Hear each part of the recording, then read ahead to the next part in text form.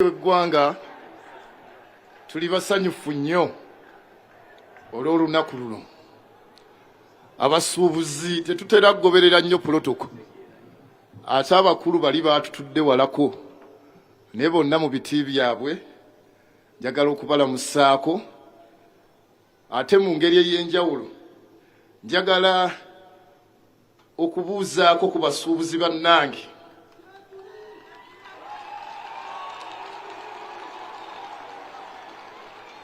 Nze neebaza bwebaza Mukama Katonda olw'olunaku luno kubanga lubadde luludde okubeerawo.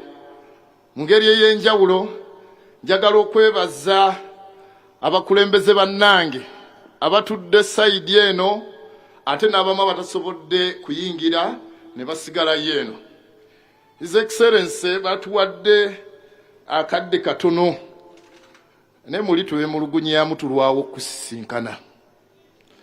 Era njagala okutandikira wano tubadde twegeyaamu wali nga tulaba nti kiki ekigaana President Museveni okutuwangayo olunaku olumu mu mwaka ne twogeranga ku bizibu byaffe.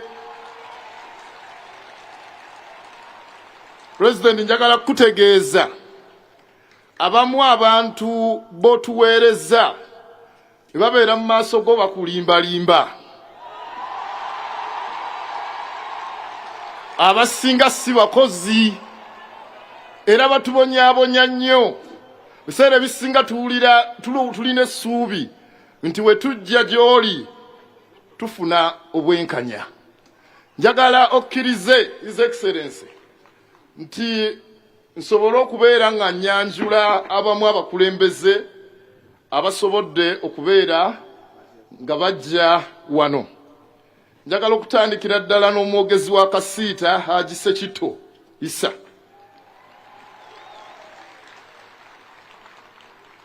Nina muganda wange mukulu President wa Futa mukulu Kabanda tudda. Ate namuddirira ye vice we Mwami Katongole. Waliwo mukulu Ntale Edward owa Uteya. Waliwo Haji Kato naye waali awo. Damulira Francis Secretary General wa Kafo. Mulindwa Kibedi oyo mwogezi wa Uteya. Tulinawo mukulu Kenneth ono yakulira abavubuka aba computer. Asumani Mwanje ono wa abatunzi ne fashion. Nsubuga Habat mwogezi w'abatunda engoye. Ate tulina Lwegaba Moses ono mwogezi wa Futa. Tulina muganda waffe mwannyinaffe wano Rachel ono vice w'Abadiweya. Haji Siraje Sebadduka chairman w'omukikubo business community. Kwezira Muzamiru Piara Kafo.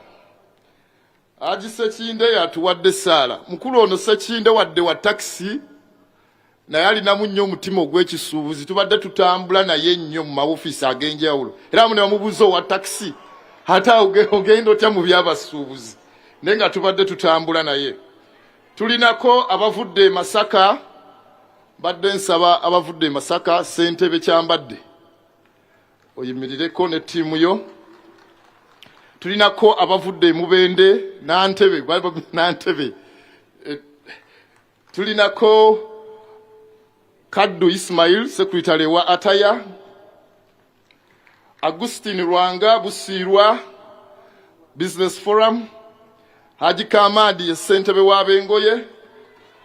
Yasini musajja ono ne muwanvu naye akulira ab'amasimu.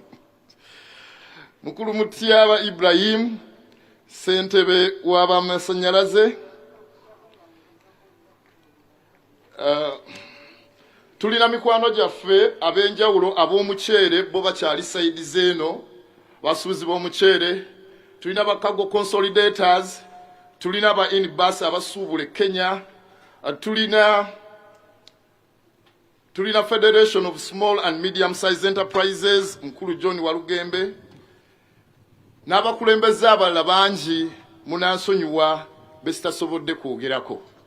Ekireese president ebibiina wano byanjawulo, ekireese okutondawo ebibiina bino bwe bulumi omusuubuzi bw'ayitamu, nti omulumi buno buleetedde n'abantu abamu okulowooza nti oba kasiita teweereza bulungi.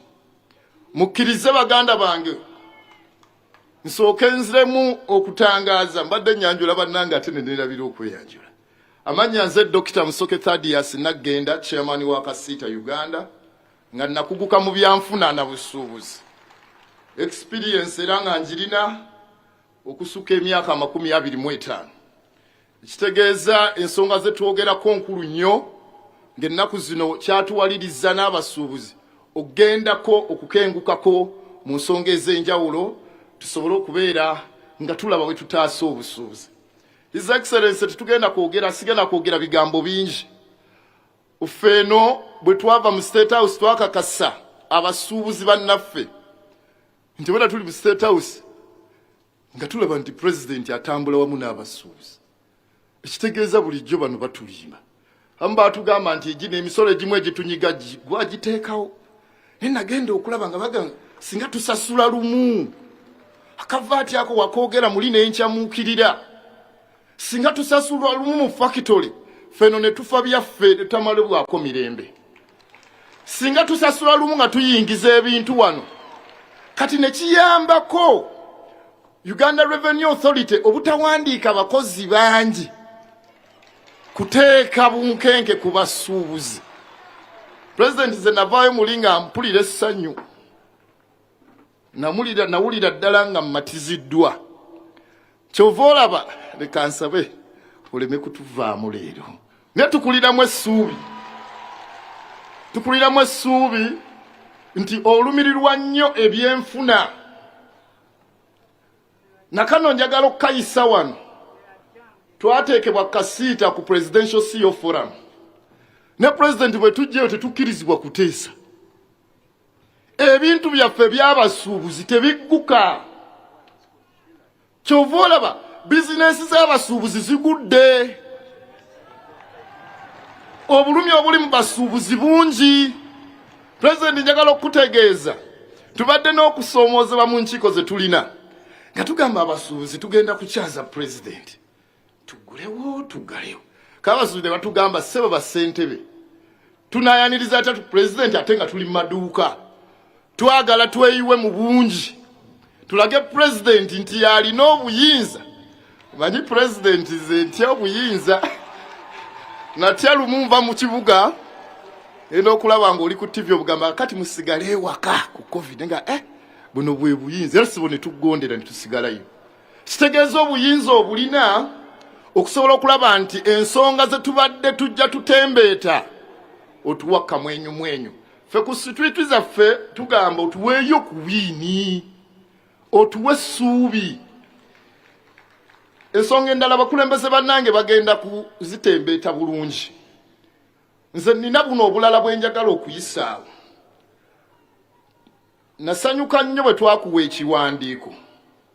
Bwebaddeko ku mulirwana wamu n'ogamba nti oyagala nnyo osobozese bannayuganda okufuna ssente ku magoba aga wansi abaagala okukola amakolero.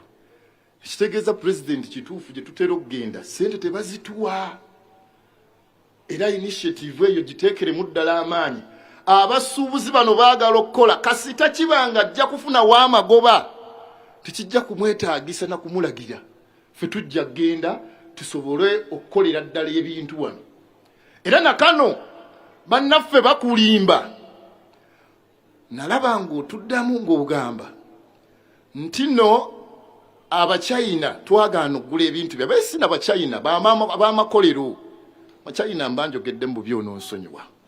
Naye ab'amakolero okujja okunyigiriza abasuubuzi baffe okukola okutunda n'okutembeeya ebintu byabwe tubigula. naye ate baagala kutuvuganya. Era singa tubiboycottinga president singa amakolero awo gaggalawo. Tulina kubanga tutambula nabo ng'abooluganda. Ono alya n'ono alya. Munyambe mukamaleyo bannange. So ekitegeeza nti bwe tutambulira awamu twalibadde tetulina nnyo buzibu n'ab'amakolero. Kubanga naffe twagala tutambule nabo tubayigireko tubakoppe. Naffe tutandikewo amakolero agaffe. Singa amawulire gutuwa olwaleero malungi nnyo ffe tugeesonze. His Excellency nga bwe nakutegeezezza ngenda kuyita mu bufunze ku kintu kino. Bannaffe bano lwaki abamu banyigiriziddwa nnyo bizinensi n'ebuyumba bwe bakozeewo ne babutunda banka.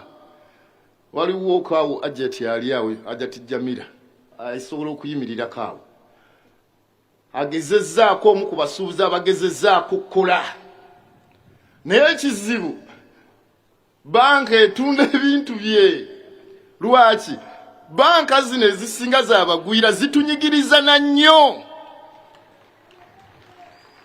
Amagoba nga gali waggulu nnyo n'akutambuza okumala omwaka mulamba agenda okuwa n'empapula nga musajja wattu osayininga busayinizi. Kumbe empapula zigamba ebyobugagga bwe byonna mbitutte. So tusaba nnyo oteekewo n'enkola nti bwe mba mbadde nkola bizinensi ng'ekola amagoba kitusobozese nti tekijja kumalako na mirembe obeera bize. Enkola nayo manya nti oba ngenda ku Ministry ya Finance oba ngenda ku Ministry ya Trade nensaba okubeera nga ndi build out. Ekibalamu abasuubuzi abasinga bano amaanyi bagamba nti ne bwe bagezaako kukola bwe kituuka nga bikutte banka ejja nkambwe bulala. Ekyennaku ennyo okujjako pulezidenti ng'omuntu ayigiriza n'akutuukako gw'otera okukwatibwa esa n'ogamba leka nkole ki nyamba ono. Enkola ye ekyabulamu. Bizinensi ezeesibye zisobola kuyambibwa zitya? Nakutegeeza na bwe twali mu State House ne COVID Recovery Fund tufe tusuubira sente zabbibwa kubanga tukwekakasa sente ezo wazothorizinga sente ezo zibeerewo. Naye teri musuubuzi yonna yali azifunyeeko. Simanyi bannange waliwo yazifunako? Teri n'omu yazifunako. Hakati ddala tusuubira bizinensi ng'omaze ebbanga tokola. Banka neekubala nga okyalina waka abalandi road nabo ne bakubala renti. Twagenda okuva ewaka nga ne bu capital tubulidde. Kati tuli mu kweyiiya bweyiiya. Kyekiri kye baagamba nti tuba tuyiriba. Kyova olaba Ifirisi baagamba tasobola kukkiriza na kuyiriba. Singa pulezidenti awo otuyambako abantu abayiriba Ifirisi n'asigala eri. Ate nga tulina essuubi pulezidenti oli musajja muwulize. Nakkakasa nti mbasuubuzi muno mulimu abazzukulu bo, mulimu mikwano gyo, mulimu n'abatakwagala lwa nsonga. Abamu abakozi ba gavumenti babanyigiriza nnyo. Ate ng'ebiseera bwe batuukayo bagamba nze ndi mu kintu ononkwatako ne bakuvumisira ne bawonoona erinnya lyo. Ne tukyalina essuubi nti olina obusobozi okutaasa embeera y'obusuubuzi. Tusaba nnyo enkola ya gavumenti etusobozese ng'abasuubuzi tufune nga kasente tugaggawale nga twenyumiriza. Nze nagaggawulira mu ligimu ya Pulezidenti Museveni n'amakolero tujja gakola. Singa ekyo kisoboka kijja kutuyamba nnyo. Pulezidenti nga nfundikira twanyingidde nnyo olunaku lw'eggulo Paaliyamenti ya Uganda. Tetwebuuzaako nga ba stakeholders. Efulumya amateeka ne tatuwa budde. Mu kutabaala nga twagala okufuna obuyambi bwe twasooka genda ne tuwa petitioninga Parliament. Naye tebaatuwa budde ne sipiika teyatufaako.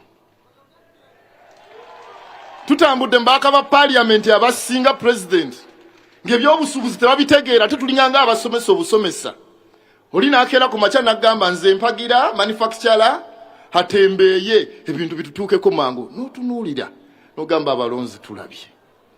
President wabadde twegeeyamu ng'abasuubuzi tugamba nti ku luno tugenda kutandika okwetegereza abakulembeze abatunyigiriza abatatuyamba kabeere mu parliament tujja either kufuna abasuubuzi babeesimbeko oba twekuŋŋaanyeemu akasente tubajjayo mu parliament. President ononsonyiwa okanduukamuuko ku ddoboozi.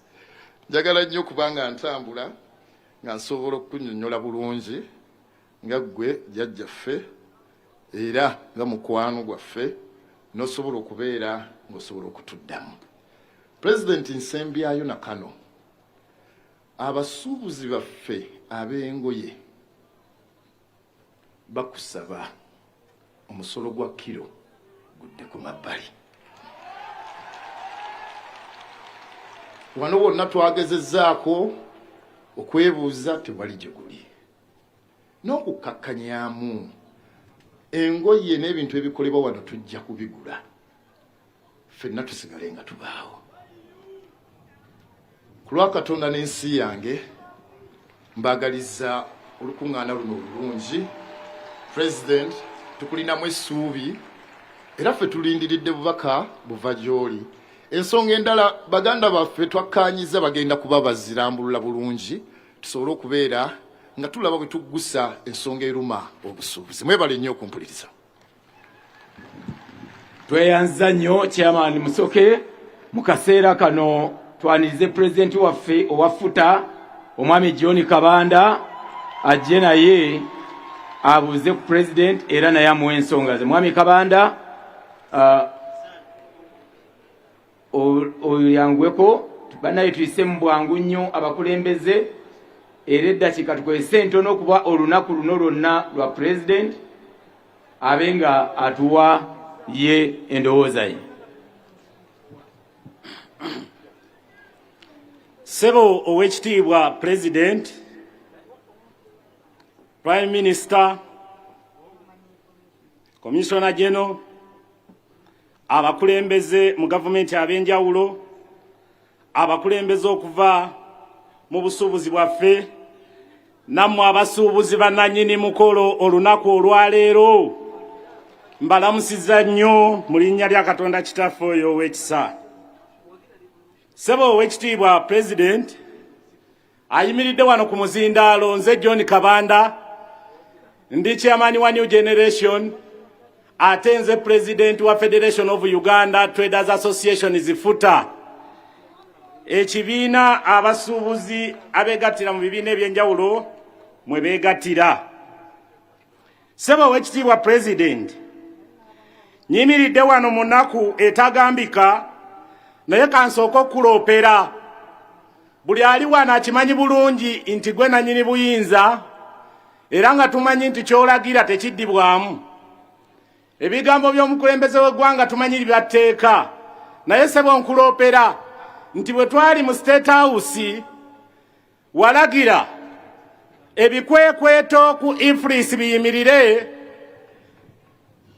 penalties and fines ziyimirire, abantu bafuna access ku accounts zaabwe. Ssebo tebyaba, nembuuza ani akulembera eggwanga lino?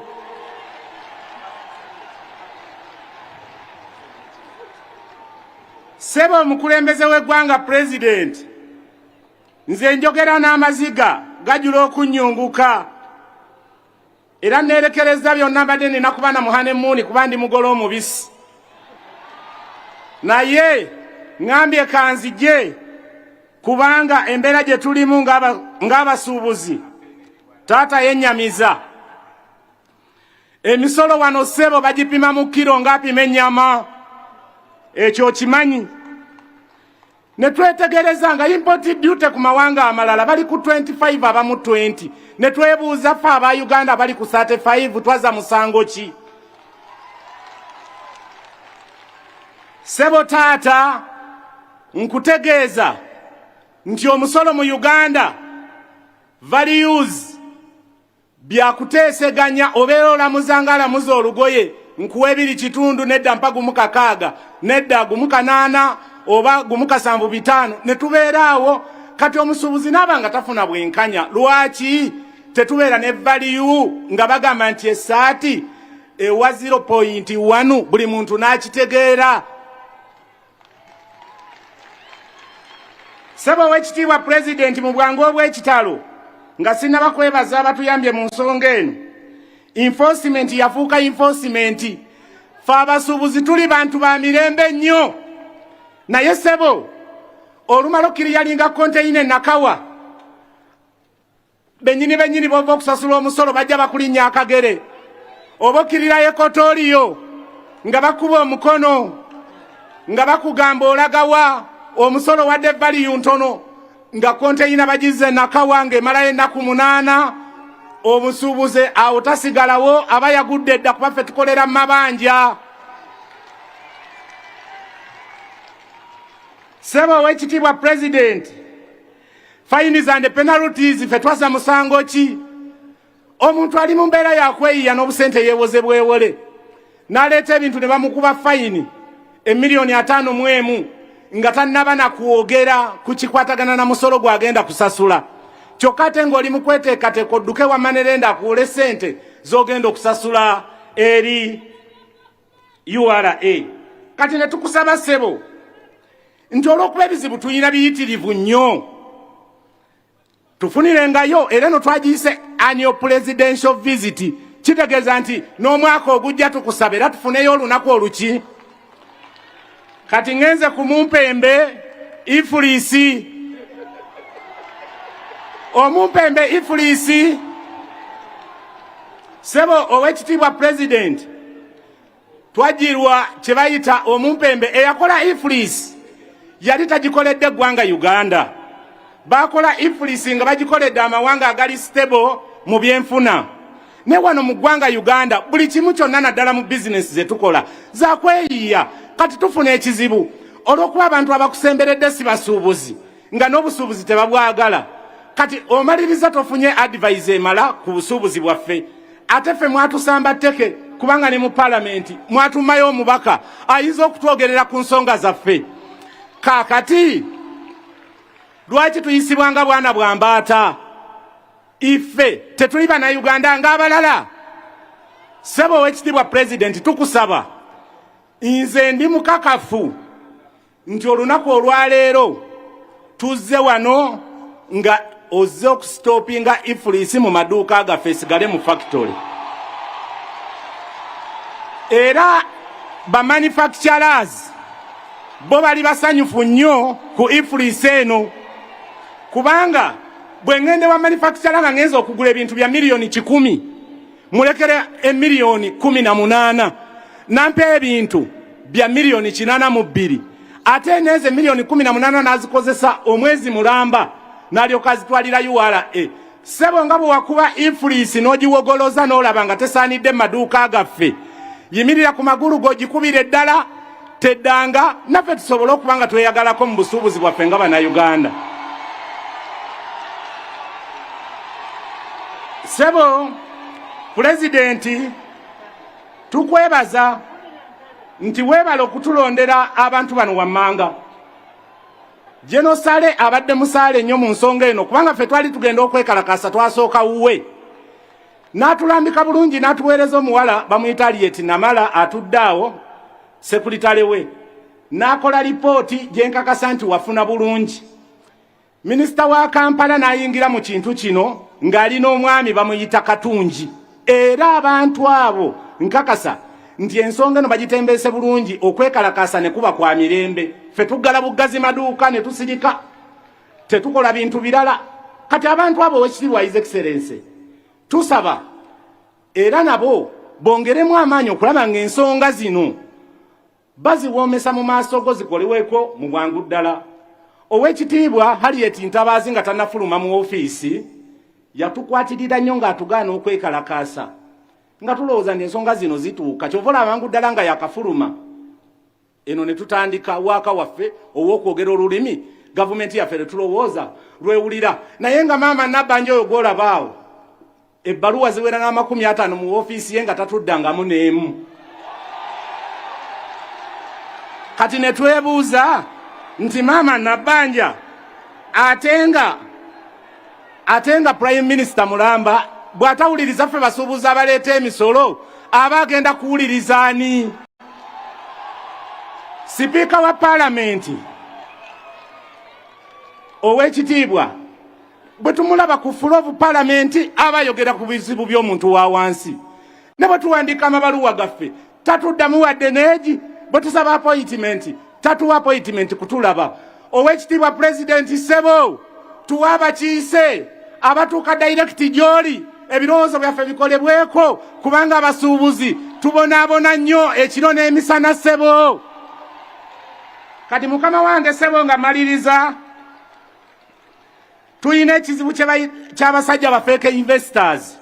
Ssebo nkutegeeza nti Abachina naffe tubaagala nnyo, naye tubaagala babeere mu factory, baleke kolanga bintu ate ne babitembeeya okuva dduuka ku dduuka ne babitwala e Kasese, bakutira n'emirimu gy'Abannayuganda ne tuba nga tetuyina mirimo. Kati basanyawo omulimu guno kubanga twasomanga nga batugamba waliwo chain of distribution, nti omuntu manufacturer ate tabeera distributor, distributor taba wholesaler, wholesaler taba retailer. Naye Abachina Ssebo batembeeya ebintu okuva e Kampala paka Kasese, ne bagenda e Moloto, ne bagenda e Mbale. Kati tuli mu kubonaabona okutagambika ng'abasuubuzi. Twazza gwaki? Ku mulundi guli nakugamba nti abasuubuzi bano mulimu abakuwagira, naye n'abatakuwagira bangi nnyo, kubanga balowooza nti oluusi taata gw'obabonyaabonya. Kati tutuuse owadde ne order ebikwekweto biyimirire, owadde ne order buli muntu afuna access ku akawunti ye, ate tuba twakafuluma State House ebikwekweto ne biddamu.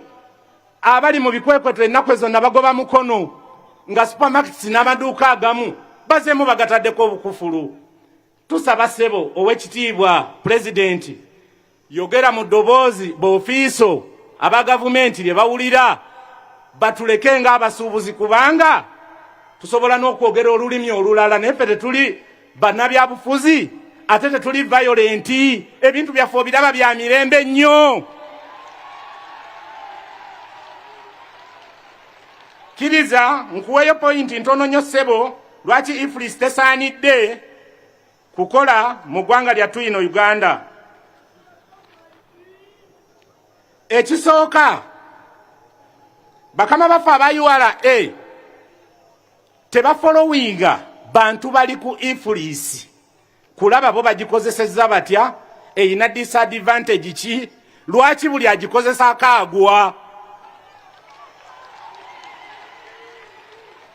Okimanyi bulungi nti iflis omuntu atalina network emala tayinza gikozesa. Ekirala, obusuubuzi bwaffe kyama.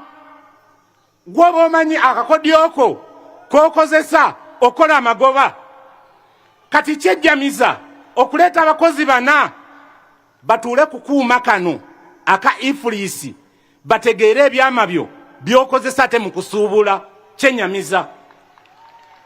Ensonga endala, akuuma kano keetaaga omuntu nga yasoma. Abasuubuzi bali wiiki, abasinga tebaasoma kubanga baana b'abanaku, bwana bwa mbaata. Akuuma kano keetaaga omuntu nga yasoma. Ekirala, ffe abasuubuzi boolaba wano tukolera mu mabanja agatagambika, nti sente ezo zibeera za banka, bamanerenda ne busako obubeerawo kubanga ffe mwatuma omukisa. Tewaliiwo banka gy'ogamba nti eno bw'ogendayo ng'oli musuubuzi ekwanguyiza. Nedda. Kaakati akuuma kano ife abasuubuzi obeera okozesa capital wa miliyoni 3 naye ng'osiiba njala olya kyaggulo kyokka. Lwaki? Kubanga sente ziri mu bizinesi si zizo. Kati bw'osembeza akuuma kano k'ebyo tekabimanyi kubanga ko tekoogera. Bakaseetinga ngako kategera ekigambo kimu kutunda ate katunda cash, tekatunda bbanja. Ekirala, bw'okolamu ensobi era ko tekabimanyi. Ate mukama wangu wa URA bw'ajja n'alyoka bw'okolamu ensobi nakuba fayini ya miliyoni 6, kiriza obagaana. Yensonga lwaki olaba abantu abasinga bali wano nga balina fines and penalties n'ebipapula bya URA ebikuta accounts zaabwe nga babanja biliyoni 4, biliyoni 1.5, miliyoni 8 naye ng'akozesa capital miliyoni 5. Kati ne tugamba omuntu addukire wa Pulezidenti Ssebo. ffe tetuli bannabyabufuzi tetwogera nti twagala kusuutiriza bantu kutulonda wabula twagala kulongoosa mulimo ssebo tuli mu nnaku etagambika akuuma kano kayina effugabbi kubanga tekakkiriza kukozesa installment ng'omuntu bw'ajja n'agamba nti engato eno ya mitwalo 4 naye nkuwaddeyo ebiri njagireeta akuuma tekabimanyi kati bakama baffe abaakaleeta tebasooka kulaba situation mwe tukolera ng'abasuubuzi bwa Uganda. Sebo pulezidenti nkakasa nti tenti ezatuweereddwa zijjudde abantu naye bakama baffe b'ofiisa oba b'officials baminimizinze abantu ne batugamba tujje batonotono ensonga eno tetusukka bantu 15,000 gye kulaba nga twamobilizinze ekitono naye naffe tusaba batuyisenga abantu kubanga laale ezibeera Kololo baziwa ne transport abantu ne bava e Masaka naye ffe abasuubuzi twaza musango ki batubuulire omulimo busuubuzi bwe guba nga tegukkirizibwa mu ggwanga Uganda ffe tutegeere nti guno omulimo bagubaninga tunoonye ebyokukola ebirala kubanga ffe abatafiibwako ddala naffe tuli baana b'abantu ng'abalala. Sebo nga maliriza nja kusembayo n'okugamba ebigambo bino taata nti iffe we twogerera ng'abasuubuzi amasannyalaze mu bizimbe bagatuguza buguza bakama baffe abagagga bagasuubula n'ogula uniti emu 4,000 kati n'obeera ng'otambulira mu kunyigirizibwa okutagambika ng'olinga talina mukulembeza kulembera kyova olaba enduulu wali bw'ogamba nti muzeeyi abatakuwagira be bangi bakuba enduulu kuba balaba oyogedde bituufu. Bano abasuubuzi taata tuyambe oyingire mu nsonga zaffe zonna kubanga ebintu ne bw'obyogera wano tebikola. Nze nga Kabanda pulezidenti wammwe banyabo ne baseba abasuubuzi ndi mu bweraliikirivu kuba ndi konkosuwa nti pulezidenti agenda kujjawo enkola ya ifris naye ekiyinza obutateekebwa mu nkola kubanga ne bwe yasitopinga ebikwekweto bikyagenda mu maaso.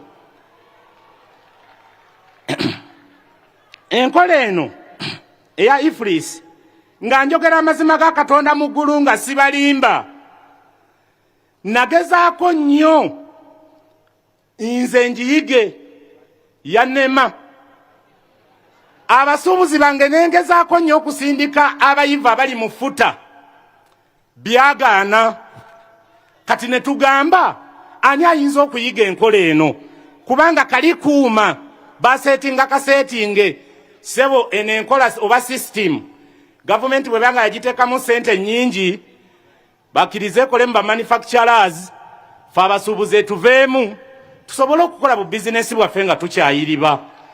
Abakuwa information nga bakugamba nti tuli bayiribi tebakulimba tuli bayiribi abaddala abataliiko wadde ekibuuzo kyonna ebintu obijjawo ono n'ogenda ewooli ng'onoonya kwawulako siringi 10 kati twewuunya esebo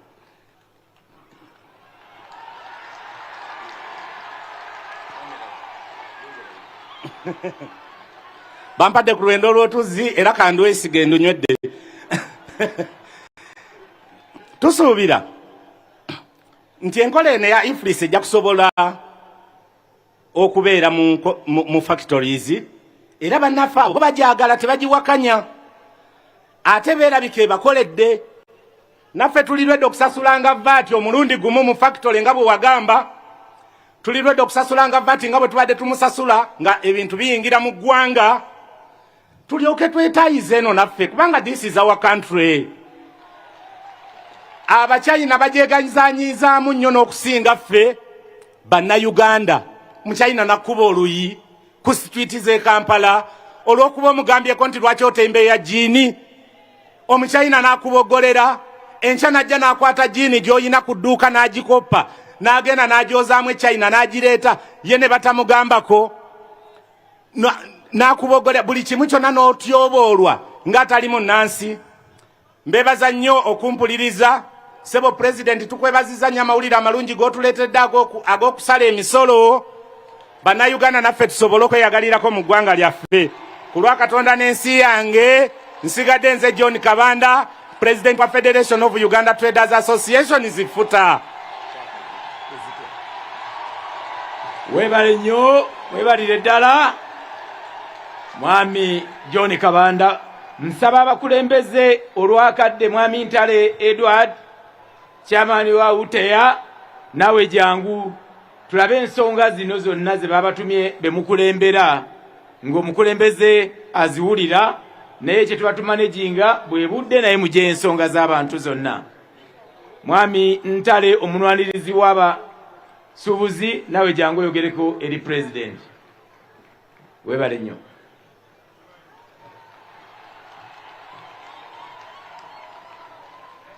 Neyanza MC.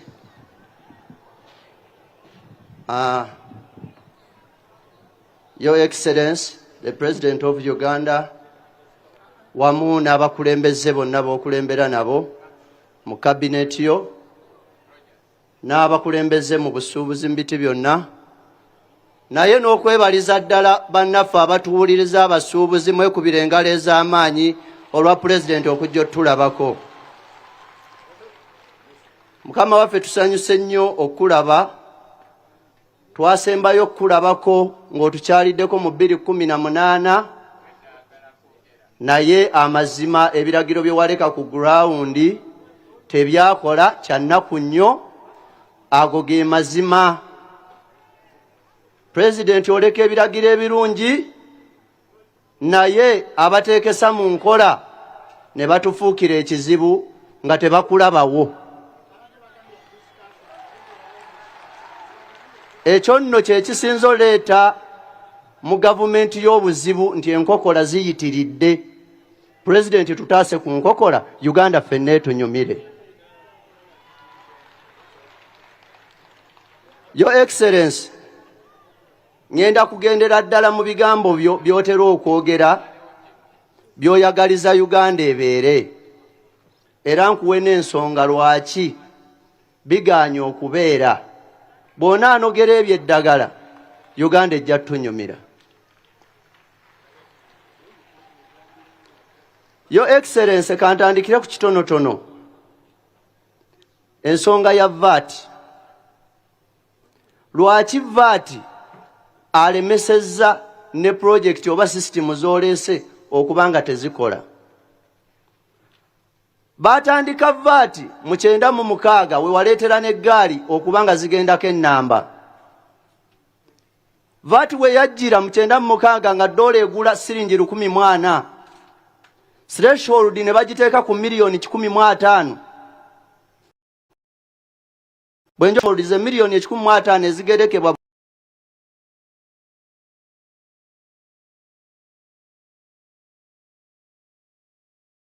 abajibonga abaforcinga buforcinzi kyova owulira amazige emabega eno nga n'abantu abo tebakyalina na kyakulya.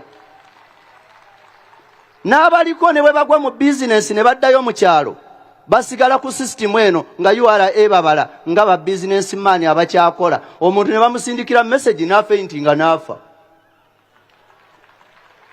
Naye nga gwe babanja yagwadde emyaka 10 emabega. Kanzireyo mu kibalo kyaffe. President Penny Ginyweze. Mu 2015 Parliament yaddamu okulingiza mu tteeka lino nga dola eri ku 3,600. Nayo nansonyiwa kankuwe kino 96 dola yali egula 10,000 mwana ng'evaamu emitwalo 14,423. Ne tujja mu 2015 nga dola egula 3,306. Etteeka era tebajjawo threshold ye miliyoni 15 nga dola egudde nga sente za Uganda zigudde nga zigenze mu mitwalo 4,463. Threshold ekyali ku 15. Ne tujja mu 2024 we twogerera kati munawo tense threshold eri ku 1,382 bw'ozigattamu zibe emitwalo 3,268. Bw'obala difference mu myaka 28 threshold zemazeewo $1,500,000 dola egudde emitwalo 10,463. Threshold lwaki teseseetuka neeva ku $1,500,000 nedda kawumbi? Kitegeeza bw'evaawo awo abankuseere bano abavubuka abo abato abawala abato abazzukulu bo bajja kuba bali mu kibinja ekyabatetenkanyi abanoonya obugagga. Ne bano abagagga abatandise okubeera mu kawumbi okudda waggulu beebo abali mu zi factory, beebo ba big boss. Kitegeeza ifriz bo bajja gikozesa nga tebanyigirizza. Naye bano abaava abakozesa $2,000,000, $5,000,000 mu butuufu bw'ogamba basigale nga bagenda ku ifriz system, ogenda baleka kinga ifriz ekokota bukoko si kye bayina. Your Excellency ku ebyo songerako ngenze ku kirala. Your Excellency ngenda kubeera nga njogera direct. Teri bakutomeza bano ba minister omuli owa Uganda Investment Authority mukyalaanite akugamba nti alese ba investor kumba akuleetedde abafere.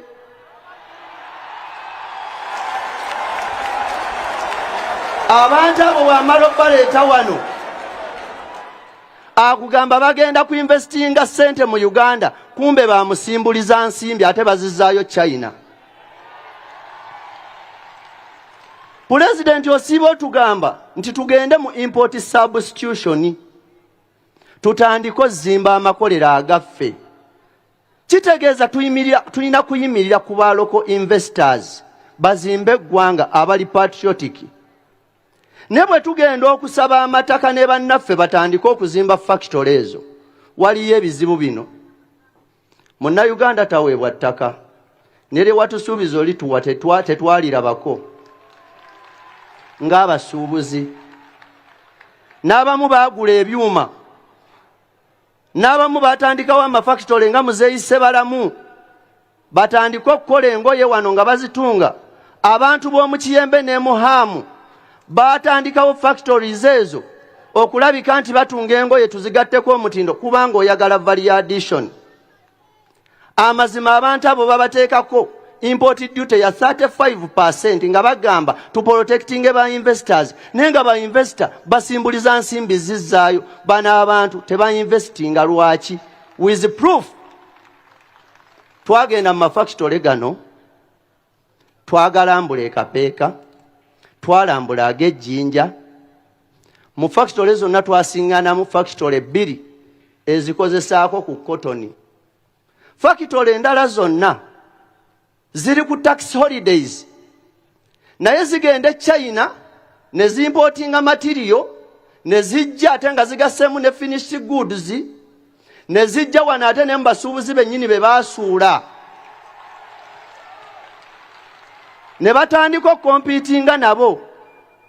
Bw'obagamba nti ffe tetukyasobola kuleeta material nga bakomawo mu State House nga bagamba abasuubuzi tumanye ebbeeyi gye batugula ebintu China bateekeko omusolo mungi obakube bagwe ffe tuyimuke ne sente oluzifuna ate bazizaayo China.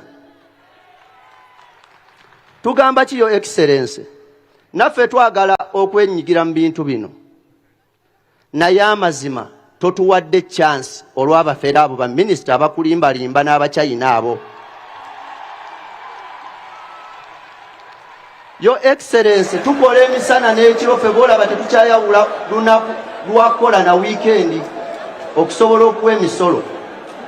Your Excellency abasuubuzi baffe bakoze buli ekyetaagisa naye njagala okutegeeza ebigambo bino nti bwe twakola research mu mafactory gano twasiŋŋana ng'abachina abamu n'abantu bano abalala abasuubuzi baffe abakyayagala okulwana okubaawo ng'abachina baakomawo beegasse n'abasuubuzi abaagala okulwana okubaawo nga babagamba muleete ebintu byammwe nga materials tuziba importingire mu mannya gaffe tusobole okubanga mmwe muyisiza muffe kitegeeza nabo bateekawo revenue yaabwe gweno obalekera omusolo ogw'obwereere ate eno ne bajja ne bakolagana n'abantu abamu bakole simagolingi ate basuule eggwanga abo be bainvesita b'oyagala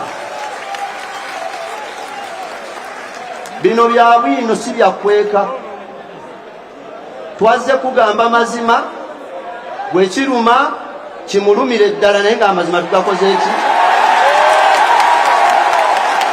abantu abatono basudde eggwanga lyaffe yo excellence yessaawa ozimbe eggwanga ng'oddayo wansi eno ogyeyo abantu babakuwa ebigambo ebituufu yo excellence twagenda mu nteeseganya ekapeeka ng'abachina bazze mu maduuka nga balina n'ab'emmundu ababakuuma nga bavudde mu factories nga bagamba emaali yaabwe tetugigula sebo tukutegeeza emaali y'abachina zonna ze bakola oba engoye ze batunga tuzigula ne tuzimalawo naye abaami bano omululu gubayiseeko kubanga bamenye chain of trade be ba investor be ba wholesale be ba manufacturer be ba retailer be ba hawkers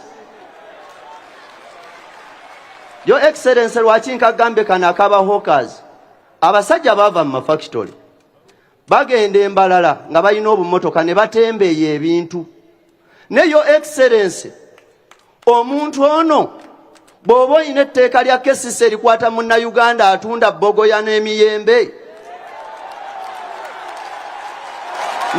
n'omukwatira obutembeeyi nga munnansi nga ffe bwe tugenda e China ku bipande ebisooka otwaniza ku airport ekigambo kigamba tokkirizibwa kukolera bizinensi mu Uganda wano manya mu China wano kubanga oli mugwira bainvesita sabo tukwate bulungi tetulina buzibu na bainvesita naye obuzibu buli wamu butatulekerayo kaggaapu naffe bannayuganda sigazaawo we tukolera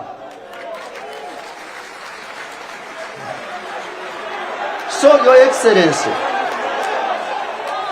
abachina tukusaba nga nva waggulu abachina kkiriza twagenda mu nteeseganya nabo ne tubasaba tugenda bawa bakasitoma abali potential bagule emaali yammwe emaali yaabwe tugibamaleko naye ne kapasite tukolera ebintu ebimala tebannagifuna ate muzeeyi njagala nkutegeezeeyo ekintu kimu ekintu kya fashion and design kintu kinene nnyo muzeeyi omuntu omu asobola okugula engoye mu wiiki emu n'agula engoye 8 lwa fashion bw'otugamba tulekeraawo zigula ebweru ng'ate abachina bakola item 4 abalala bagenda kwambala ki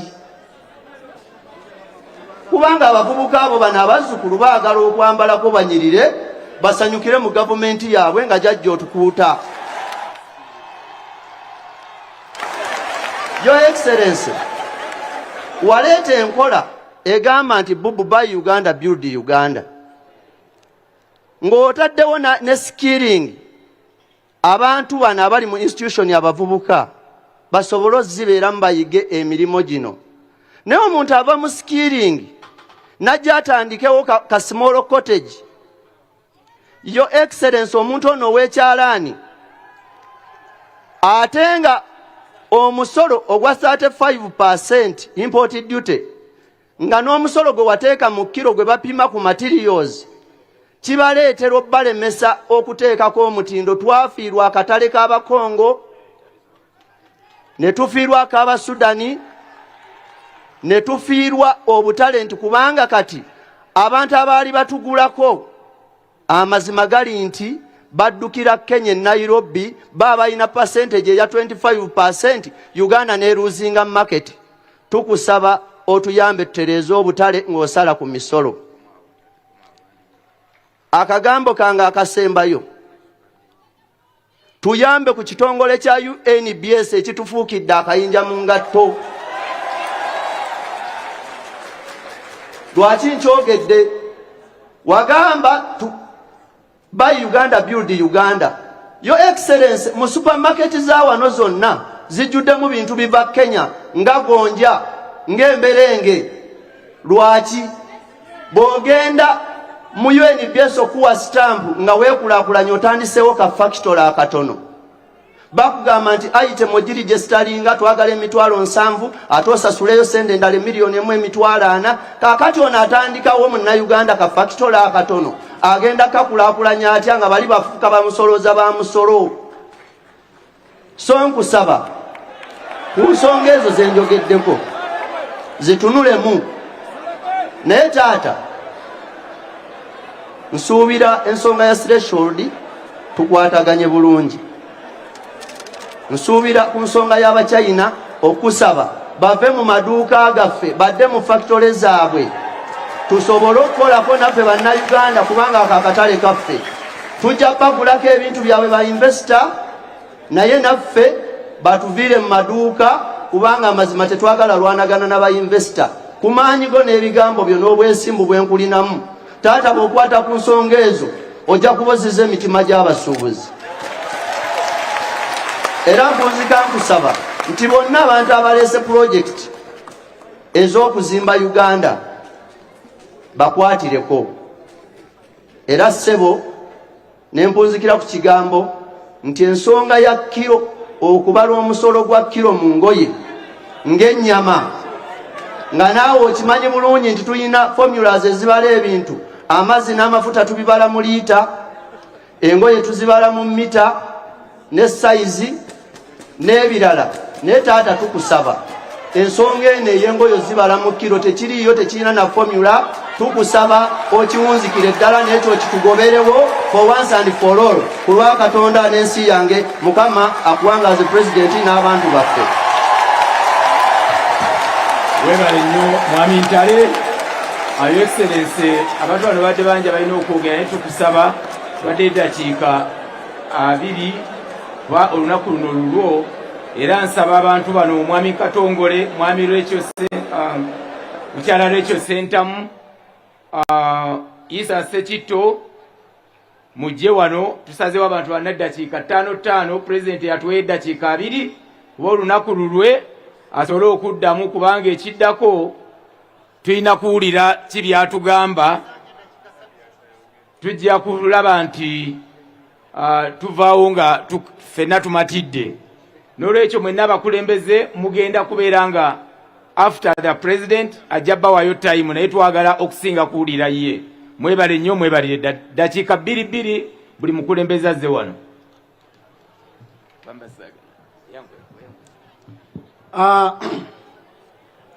Neyanza nnyo ssebo omutesitesi. Twagala okusooka okweyanza pulezidenti w'eggwanga nti okkiriza ku mulundi guno bukyalubanga lwa mmindi ojja otusinkaneko ffe abawejjerebo. Olunaku lwa leero okoze statement nti gwe mulundi gw'ogenda okujja obuyinike, gw'ogenda okujjawo obuddu, gw'ogenda okununula abasuubuzi mu ebyo ebimaze ebbanga ddene nga bibanyigiriza. Ensonga ya VAT gye boogeddeko, tukusaba omuntu alina okubeera ku VAT ave ku bukadde 150 agende ku kawumbi kalamba ak'ensimbi, kubanga obukadde 150 bwateekebwawo mu 1995. Kale obukadde 150 mu 1995 ekituufu bwali buwulikika nga bwa ddala era nga nsimbi nnyingi ddala, nga n'eddoola eri mu 140.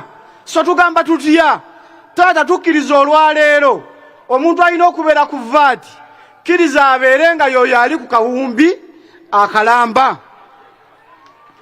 Oweekitiibwa Pulezidenti bwe twakukyaza mu 2018 ng'ennaku z'omwezi 5 omwezi ogw'Ekkumi, Mukama waffe Kisanja ng'akulese wansi e Nabugabo, wajjawo ebbaluwa eyitibwa eya pivoko. Ebbaluwa yeetuweebwa nga tugenza okusuubula mu mawanga ag'enjawulo. It was a directive. Era omwami Manyindo ebiseera ebyo ye yali akulembera ekitongole ekya UNBS. N'okola directive nti ebbaluwa yeeveewo. Ebbaluwa eyo ffe bwe tugenda e China oba e Turkey oba e Dubai tetusuubula mu factories, naye ng'ebbaluwa eva mu factory. Kitwala ensimbi nnyingi, kumpi dola ziri mu 7. Kitwala ebbanga ddene ng'oliza okufuna ebbaluwa eya pivoko. Ate era bw'otuuka wano UNBS era neddamu muneekebera ebintu byo oba birina omutindo. Oweekitiibwa Pulezidenti, tusaba ebbaluwa ya pivoko ogende okuva wano e Kololo ng'ebbaluwa eyo evuddewo. Oweekitiibwa Pulezidenti, ensonga ya value gye boogeddeko, tuli bantu bakulu nnyo era abategeera nga tugenda okusuubula ebintu ebweru w'eggwanga. Bwe ŋŋenda e China oba mu nsi yonna ne ŋŋamba nti nze ŋŋenze kusuubula ssimu, for example kampa ekyokulabirako ekyangu, nagiguza $20 era ne bampa ne risiiti yaayo. Lwaki gwe owayiwala evaluwa ate oŋŋamba nti essimu gye walese ya $40 nga si gwe wagiguze? Abantu bano abavaluwinga ebintu byaffe baleke tubawe purayisi yennyini gye tusuubudde nga tannaba kunteekako omusolo gwa 35%. Olwedde bwe mba ŋŋambye nti nagigula $20 naŋŋamba nedda wagigula 4, olwedde aba ntaddeko omusolo omulala gwa $20 nga tannatuuka nakunkuba musolo. Ekitegeeza abavaluers ekyo kye bakola ebeera double taxation oba triple. So tugamba tutya values batuleke okuvaluwinga ebintu nga tumaze okubawa ensimbi ze tuguliddeko ebintu byaffe oba omuwendo. Kyokka n'ebyo bye tutayina tugamba values zibeere wansi nnyo ate nga teziri standard. Muganda wange Kabanda kyayogeddeko ekya enforcement. Lwaki enforcement ekukwata nti omusolo teguli standard, gwambuka ne gukkirira? Ekitogoza ne bwakukwata n'agamba nti osasudde ensimbi ntono oba tosobola kumuwangula, oba ojja kumuwa enguzi gy'ayagala. Era ssebo ow'ekitiibwa olwanyisiza enguzi ebbanga ddene, naye omusolo bwe gutabeere standard ng'ate guli wansi, abakulu bano okitegeeza bakyagenda mu maaso n'okutulyako enguzi, ate nga naffe okubeerawo ekyokukola tujja kubanga situyina. So tugamba tutya values zibeere standard. Neyanza nnyo neyanzege naye Pulezidenti, ekizibu ekikulu ekiriwo, lwaki ebintu bino byonna bituukawo? Ensonga ziri 2 era nga ze zisembayo. Ensonga esooka, omusolo. Nze neewuunya ababaka ba Paalamenti be tulonda, mwe ne mugereko omusolo naye nga mukimanyi bwe mpa omusolo mu butuufu bwagwo nina okugwa. Batumwe muli batemu nnyo. Omusolo guli waggulu nnyo, tosobola kuwa musolo gye ndiwinire n'osigala ng'oli mu bizinesi. Omusolo bwe gunakka wansi gugenda kweyongera mu bizinesi, gugenda kweyongera mu ggwanga, n'abaguwa bagenda kweyongera okuba nga bangi. Ababaka ba Paalamenti mulekerengawo okweweweeta emitwe mu Paalamenti. Mumanye nti abaabalonda yeffe, mulekerengawo okuteeseza embuto zammwe nga mwagala okwekusa zesigale nga mbonaabona. Ekisembayo Pulezidenti ate nga kyekizibu ekinene nnyo nga Mwami Kisanja anzija wano, abantu b'olonda abatuufu abalina okutuweereza waliwo mbu abakubeera okumpi, ababakuba bave mu bifo ebyo, omuntu nasigale ng'akyabonaabona. Omukyala Harriet Ntabaza ebbanga lye yamala mu Kampala, tewali musuubuzi yeekalakasa mu Kampala. Wagendanga ewuwe n'akwata essimu n'agikubira Kamisona General, ensonga ne ziggwa. N'akubira Landlord, ensonga ne ziggwa. Naye baalaba oba akola nnyo ne bamugya mu woofiisi. Mukyala Ntabazi mukyala mukozi nnyo. Pulezidenti owerabira omukyala oyo. Tusaba emmeeza ffe ng'abasuubuzi kwe tunaatuusizanga ensonga zaffe. Kisanja yali waffe nnyo ku gulawundi, Katungi yali waffe nnyo ku gulawundi, Kisanja yava ku gulawundi n'atubulako. Twagala emmeeza kwe tunaatuusizanga ensonga yaffe nga si bantu bano ab'omu Paalamenti bano bakulu. Tujja mwebeereremu naye mutubonyabonyeza ebbanga ddene. Pulezidenti kkiriza olunaku lwaleero gyewo emisolo, ffe tugenda kuyambako URA okusensitizinga emisolo emingi. Naye ekigambo ifreeze, import duty, values, baforeigners tubakooye. Enough is enough. Katongole Godfrey, Vice President Futa, Chairman Kampala, Chairman Carter. Oweekitiibwa President, owulira obulumi bw'abantu ng'ensonga baziddamu, kaakati ate nze nga bwe tuludde mu field, mukama wange sigenda kukola ekyo. Njagala kusanyukira nze Ssekitto Issa, omwogezi wa Kasiita Uganda. Oweekitiibwa President, njagala kusanyukira. Bwe twali mu State House nawanika omukono emirundi 3 nga nkusaba ojje abantu bano oyogere nabo butereevu. Njagala okusanyukira ennyo Oweekitiibwa President wankakasa nti tuvaayo n'olunaku era olunaku lwe lwaleero baabano obibagambe. Njagala kwogerako bugapusi butono nnyo mu bannange bye boogedde kuba ensonga zonna bazireese. Waliwo akagambo President kenjagala omaakinge ate nga kakulu nti enkola eno eya IFRIS bagyogedde era saagala mbiddemu, naye emabega wa miliyoni 6 ze babadde batannakkiriza wadde nga walagira abamu,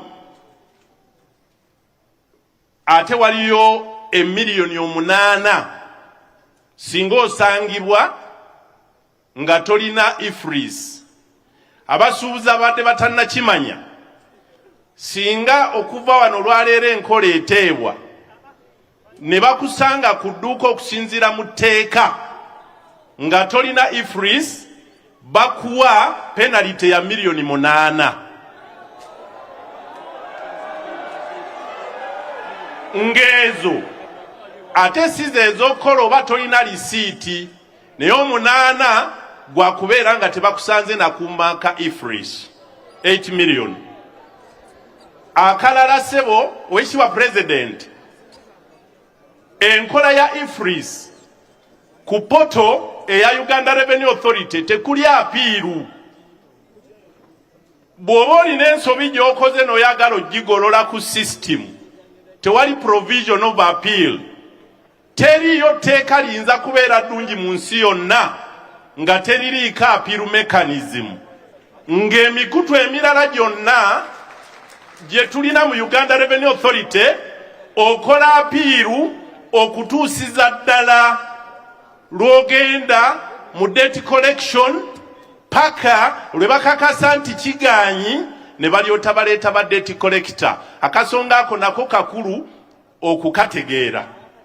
Akasonga akalala sebo Oweekitiibwa President, olwaleero abasuubuzi abali wano by percentage n'obasaba nti ali ku VAT awanika omukono ng'ali VAT registered, ojja kulaba nga percentage eri less than 10%, ng'ekyenda ku buli 100 tebaliiko.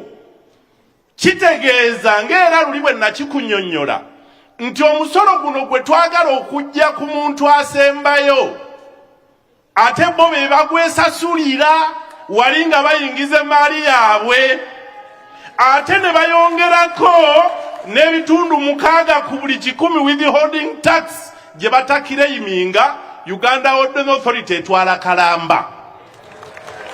N'olwekyo omusuubuzi ono by a large percentage abuuza nze yakusasula ssente nga nnyingira n'enkuwa ne withholding tax which is income tax paid in advance, onjagaza ki okunnondoola paka mu byenda? Akasonga akalala sebo Oweekitiibwa nkafunidde wano, twawadde abasuubuzi bano bonna omukisa nga ffe tukutte peeni. Ba suppliers abatono nga bakola na mu bintu bya wano produce n'ebirala bye batetenkanyiza. Uganda Revenue Authority yawadde instructions mu supermarkets tebakyasobola kutundayo kubanga bali babagamba bw'oba toli IFRIS tompa, naye omuntu w'emitwalo 10 oba w'emiliyoni 5 nga ye capital y'ebyuma byonna agenda kujja wa IFRIS atunde mu supermarket za wano.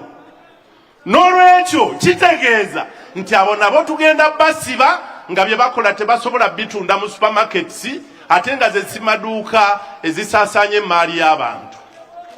Ekisembayo Oweekitiibwa President, abantu bakubulidde ku musolo gwa kiro ne luli twagwogerako, naye obuzibu bwe tulina nti gwe wennyini okuva nga January 1, 2005 watutwala mu East African Community ne tufuuka aba East African Community Customs Union, nga kitegeeza nti kyonna tetukola tetukyasobola kikola nga Uganda.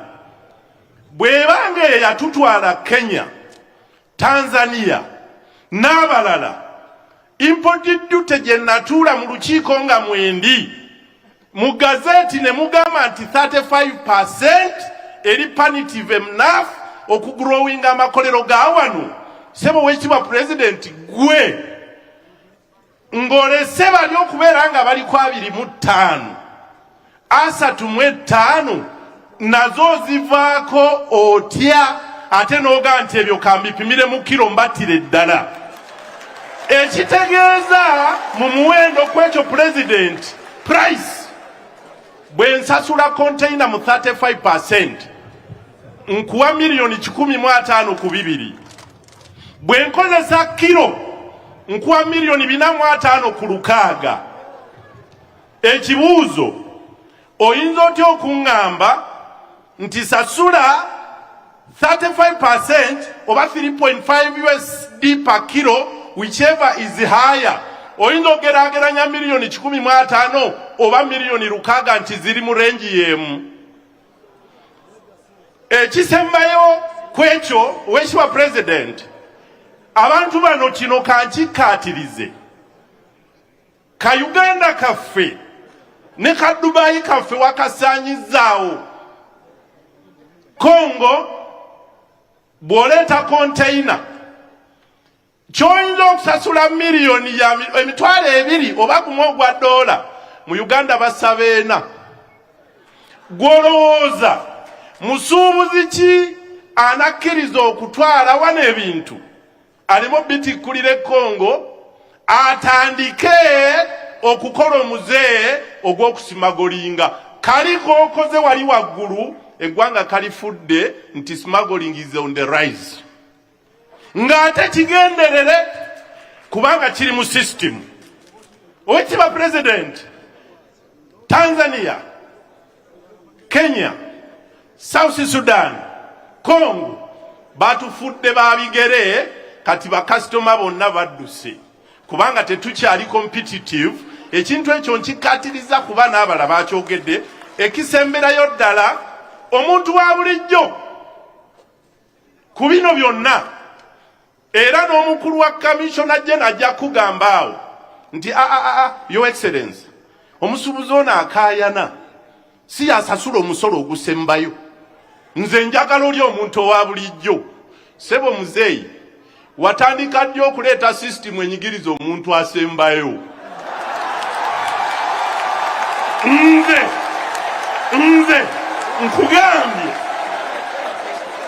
I am ready to pay you cash 18% from the factory. Ndi ready okusasula 18% ku boda nga nyingira, nkwongereko ne 6%. Gwe ng'oŋŋamba nedda gw'omusuubuzi tosasula, nze kankuteekeko guno ngutwale ku muntu owa bulijjo eyaliguza esaati sirinye 2,000 agigula $1,000 okuva ddi.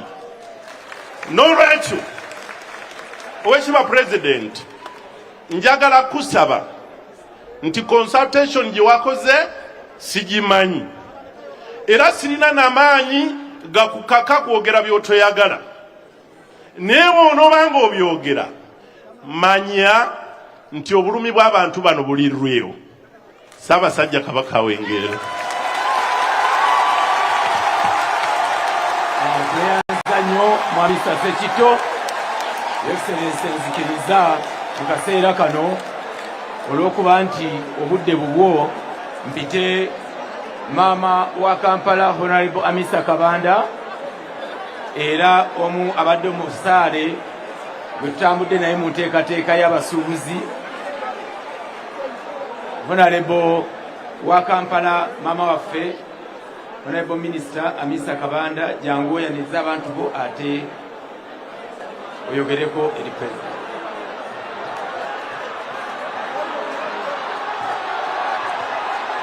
Neyanzanyo neyanzege Oweekitiibwa President, Cabinet Ministers President, RCC n'abamyuka bo bonna, aba Revenue Authority, business community leaders, ladies and gentlemen, Oweekitiibwa President tusanyusa okukulaba era tujja kukusaba nti tukweyanza nnyo okuba nti ozze wano ate ne tukweyanza okuba nti owuliriza abasuubuzi baffe era Your Excellency tujja kusaba nti zonna ensonga zaffe ozitwale nga nkulu nnyo.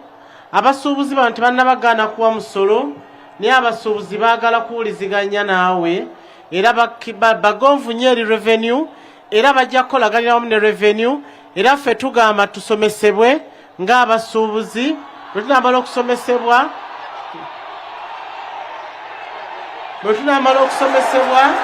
tujja kukola kyonna ky'ogamba naye nga tusaba ensonga zaffe nga bwe twazikuteera ku lupapula oziwulirize era osobole okubaako ky'okola olwaleero.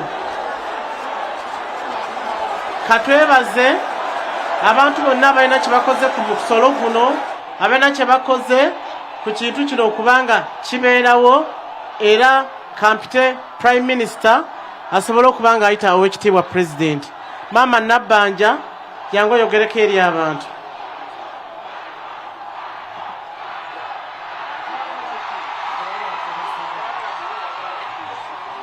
Bannaye abasuubuzi musiriikirireeko tubeegayiridde musobole okuwulira nga twaniriza maama Majegere Right Honorable Prime Minister w'eggwanga ajje ababuuzeeko. Tubeegayiridde musiriikireko. Mwakuumye empisa mwebale nnyo maama, tukwaniriza stamina ogirina, oli physically fit, ojje obuuze ku basuubuzi bo obazzeemu amaanyi, tweyanza ka exercise ako otulaze nti wamma ddala stamina ogirina. Abasuubuzi maama Honorable Nabbanja mumubuulireko ku ngalo ababuuzeeko. Thank you.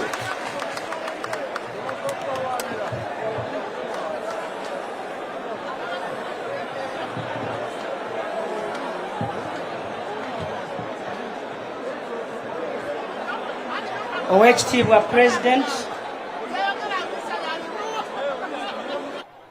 Ssaabalwanyi waffe Yoweri Kaguta Museveni, baminisita mwenna abali wano, RCC w'e Kampala,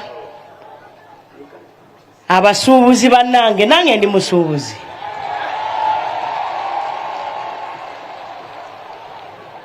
Oweekitiibwa President, nze tebampise neerese nzekka, niŋŋamba kambeerewo ntegeere ensonga zonna nga bwe ziri, nga bw'onooziragira, nze nkozese obuyinza bwe wankwasa okulaba nga biteekebwa mu nkola.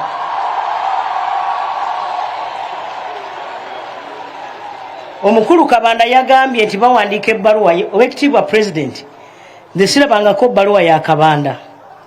Ate Kabanda we waffe Mubende bw'aba yeye, kubanga abantu b'e Mubende ensonga ezisinga at least bayiiya ne balaba nga bazirese e Kakumiro. Naye sirabangako bbaluwa y'abasuubuzi. Juzi abasuubuzi omukulu Sekindi balina ensonga era nagenda mu ofisi yaabwe wano downtown. Nze nzekka Prime Minister wa Uganda asobodde okugenda wansi ku bantu. Oweekitiibwa President, ensonga z'abantu bano bazikuwadde butereevu, saagala kumala budde, njagala nkuyite oyogere eri abasuubuzi, nze ondagire nteekese mu nkola.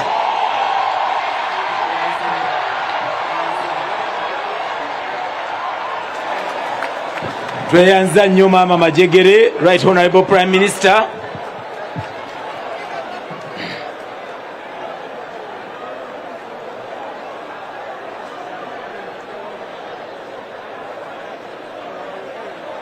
Abasuubuzi baffe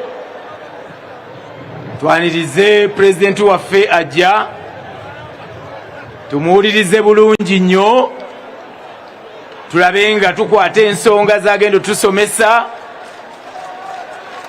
ne byagenda okuba nti alagira.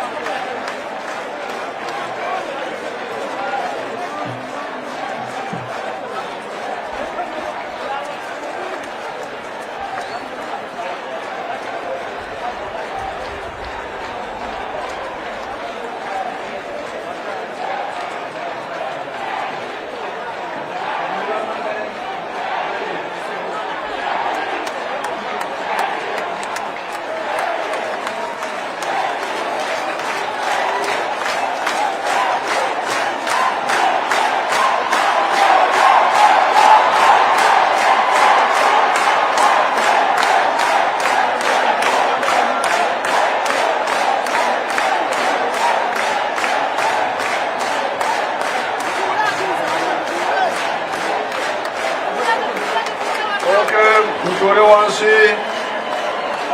Mwebale, mtore wansi.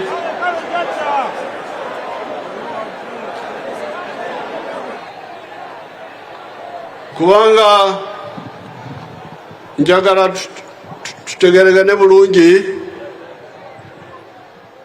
Ngenda kwogera mu Luzungu. No, I will not speak in Uganda. I will not explain well.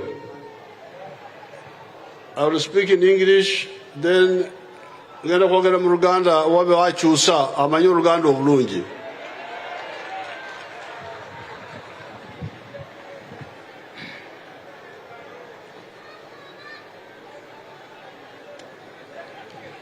Now, who is translating? I'm here, Your Excellency. Sanja. I'm very happy to be here. Omukulembeze musanyifu nnyo okubeera wano.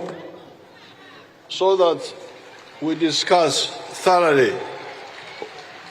Tubeerenga mukubaganya naye ebirowoozo paka ku nkomerero.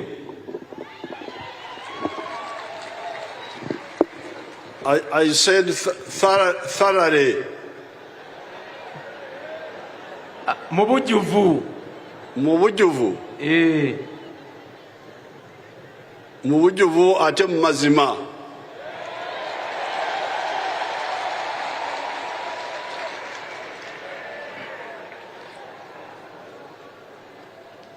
When I hear the other time I met in the State House with your leaders, omukulembeze bw'awulira luli bwe yasinkana abakulembeze bammwe mu State House Entebbe, what they were saying bye baali bagamba and what they are saying now, ne bye bagamba kati wano, and which you seem to agree with, era ebirabika nti mukkiriziganya nabyo, I think we need a serious talk, and I'm here to talk with you. Ndowooza twetaaga okwogerera ddala era omukulembeze ali wano okwogera nammwe. The first claim ebisooka okuba nga bye mugamba is that there are too many taxes in Uganda. Nti waliwo emisolo mingi nnyo mu ggwanga Uganda. This is not true. Kino si kituufu. And that's why I am here to talk with you. yensonga lwaki omukulembeze ali wano ayogere nammwe. The policy of the government on taxes is quite deliberate. Enkola ya gavumenti ku misolo ya kigendererwa. We normally don't tax what builds Uganda. Nti tetutera kujja misolo ku ebyo ebiwa Uganda omuwendo oba amabanja. Ebizimba Uganda. Ebizimba Uganda. Ebizimba Uganda tetubiteekako misolo. Translate that in good Uganda. Ebintu byonna enkola ya gavumenti ya Uganda eri nti ebintu byonna ebizimba eggwanga Uganda okugenda maaso tebabiteekako musolo. Or if we put tax, it is smaller tax. Oba bwe tuteekako omusolo gwina okuba omusolo nga mutono ddala. When we came from the bush, bwe twava mu nsiko,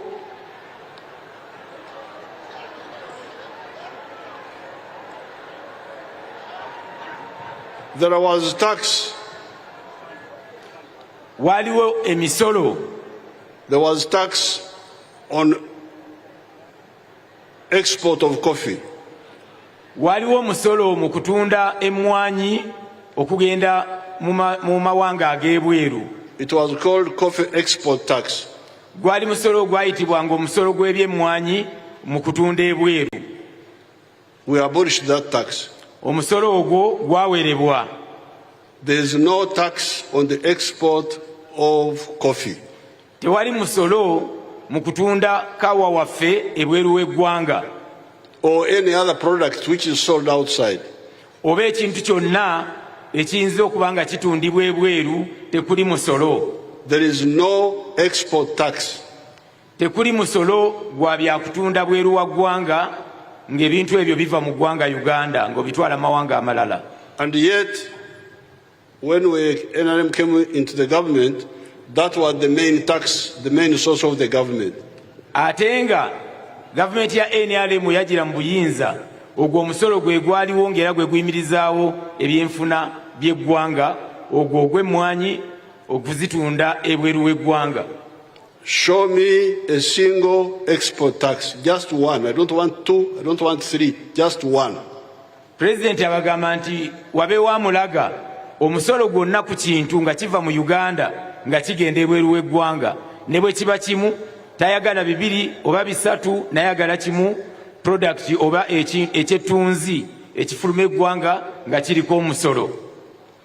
So there is no tax on exports of Uganda. N'olwekyo tewali musolo gwonna ku bintu ebyo byonna ebitundibwa okuva mu Uganda nga bigenda mu mawanga amalala. All of them. Byonna byonna. There is no tax on individuals, head tax, omusolo gw'omutwe. Tewakyali musolo ku bantu ku muntu kinnoomu oba omusolo ogwo gwayitibwanga ogw'omutwe. We abolished that. Gavumenti yagugaana. When I buy matoke from Mbarara or from somewhere within Uganda, President bw'agula amatooke okuva Mbarara oba okuva mu kitundu kya Uganda yonna, I need to get a license. Kyetaaga okufuna kyokka ebeera license oba ebbaluwa emukkiriza okusuubula amatooke. And we are having battles with the people in Kampala here who are having too much imposer. Era President abadde n'entalo nnyingi ku bantu mu Kampala wano ababadde bayina imposer ennyingi ennyo gye bajja ku bantu mu butale. But the view of the government is that apart from the import tax, apart from the license, internal trade. Ekigendererwa kya license oba ebbaluwa eyekukkiriza okusuubula agamba nti obusuubuzi obw'omu ggwanga munda tebulina kuggyibwako having battles with the local governments, with the imposer or the gonja sellers in Rukaya, all those who are doing internal trade, who have been fighting them. Era president abadde n'entalo nnyingi ne gavumenti z'ebitundu ezibadde zijjanga empoza nga mu butale obw'okukubo ng'erukaya ku gonja ku nkoko n'ebintu byonna ebitundibwa nga biri mu ggwanga. There is no import tax on products bought from the factory within Uganda and traded within Uganda. Tewaliwo musolo import.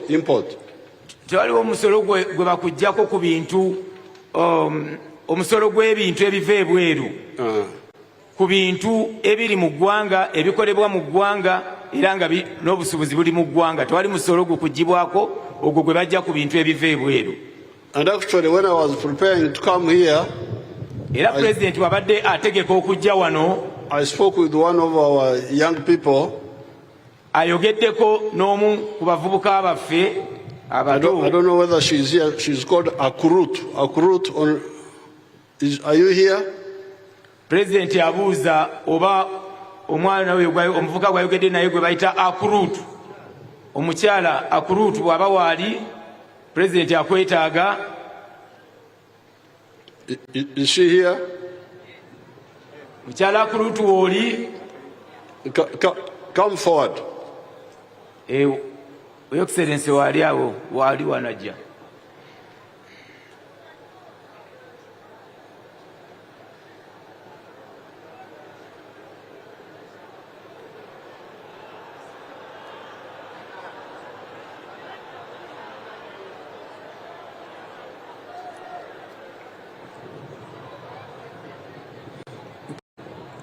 That lady omukyala ono is a former member of parliament for Katakwi. Yali mukiise wa mu parliament okuva e Katakwi. Now the other day I was talking town something else. Luli yali alina omukulembeze yali alina kyayogerako ekirala. And jokingly I said, how is poverty treating you? Mukusaaga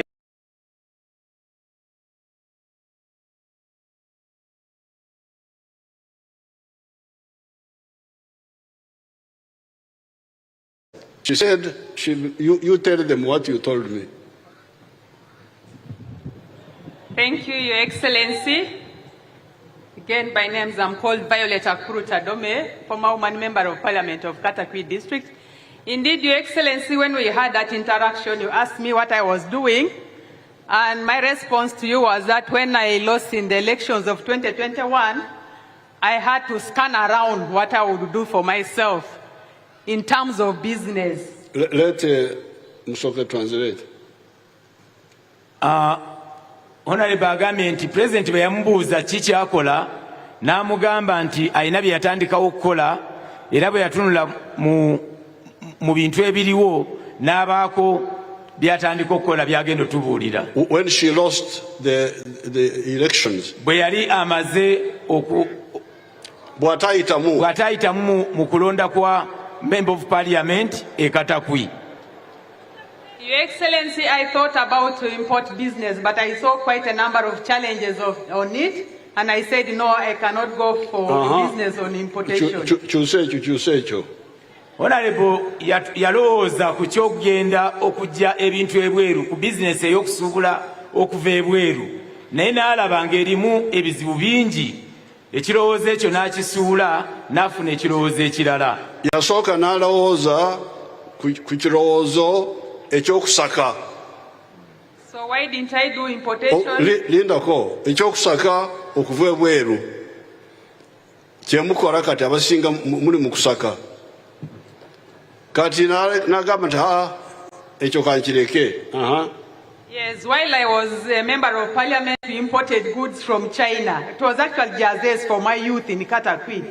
But we faced a lot of challenges, withholding tax, importation tax, and I said, no, I can never do such a business again. Nti omukyala bwe yali akyali member of parliament yali mu bizinensi ey'okusaka okuva China ng'aleeta emijoozi naye nga basasula emisolo mingi omuli ogwo ogw'okuva ebweru omuli ogwa withholding ogusigala omuli ogwa VAT yagenda okulaba nga emisolo mingi nnyo bw'aba ng'asaka ebintu ebiva e China. So I scanned around, I said what would be a very easy business for me to undertake, and indeed I found a business on local products was quite viable.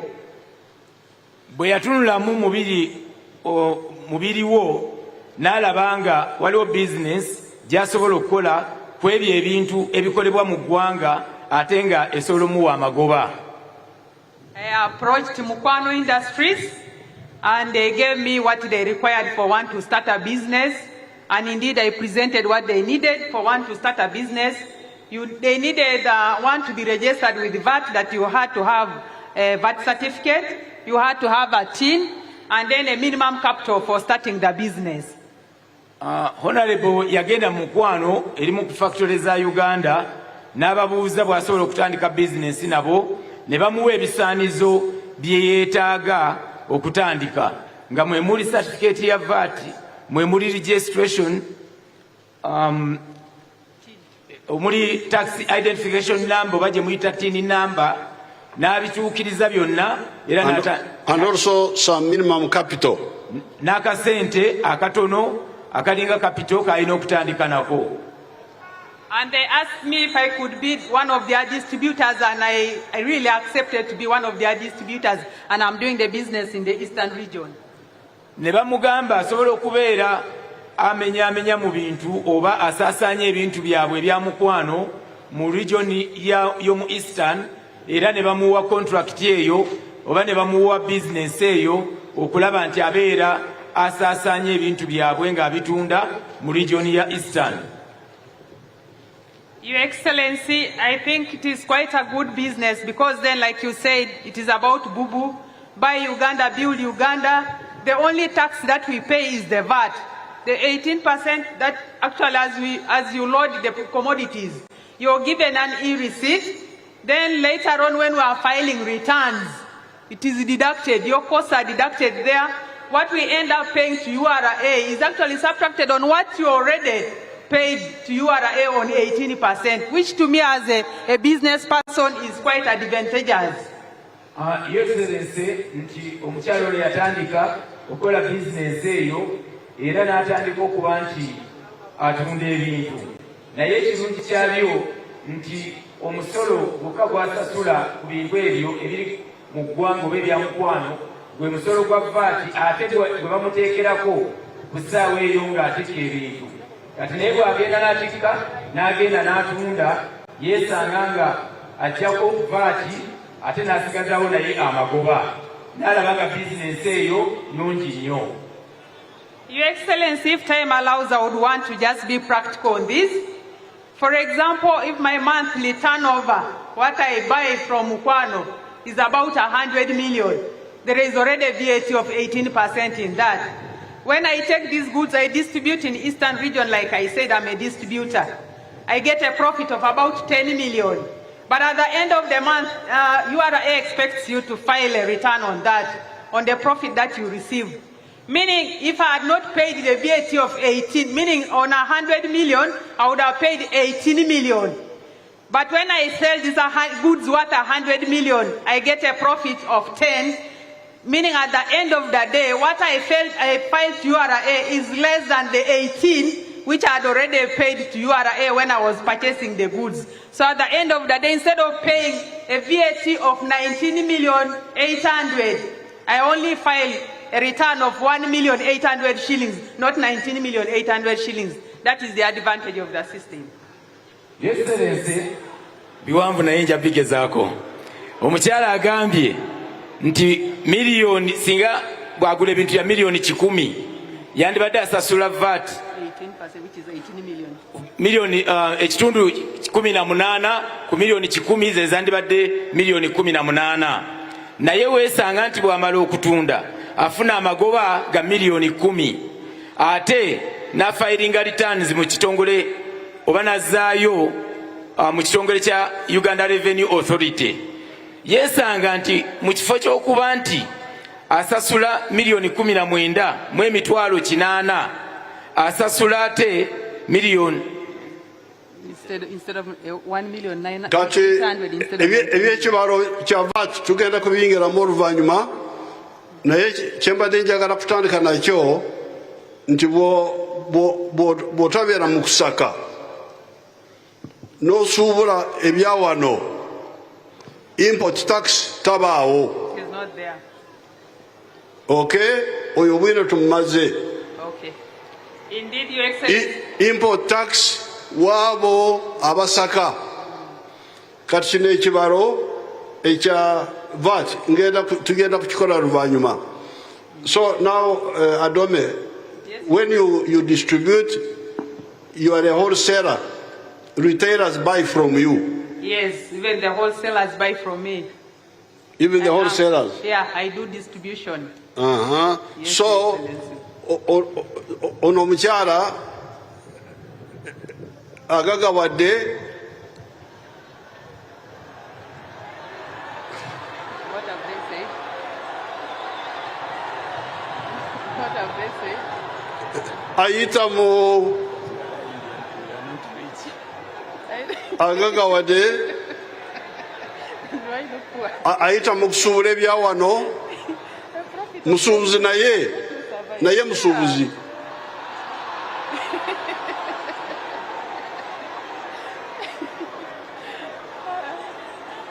Oba muze kuteesa muwulirize, mbadde wali essaawa 2 mwogera mpandiika, n'olwekyo mbasaba nammwe mutuule muwulire bye mbagamba. Temuze wano kunkanga.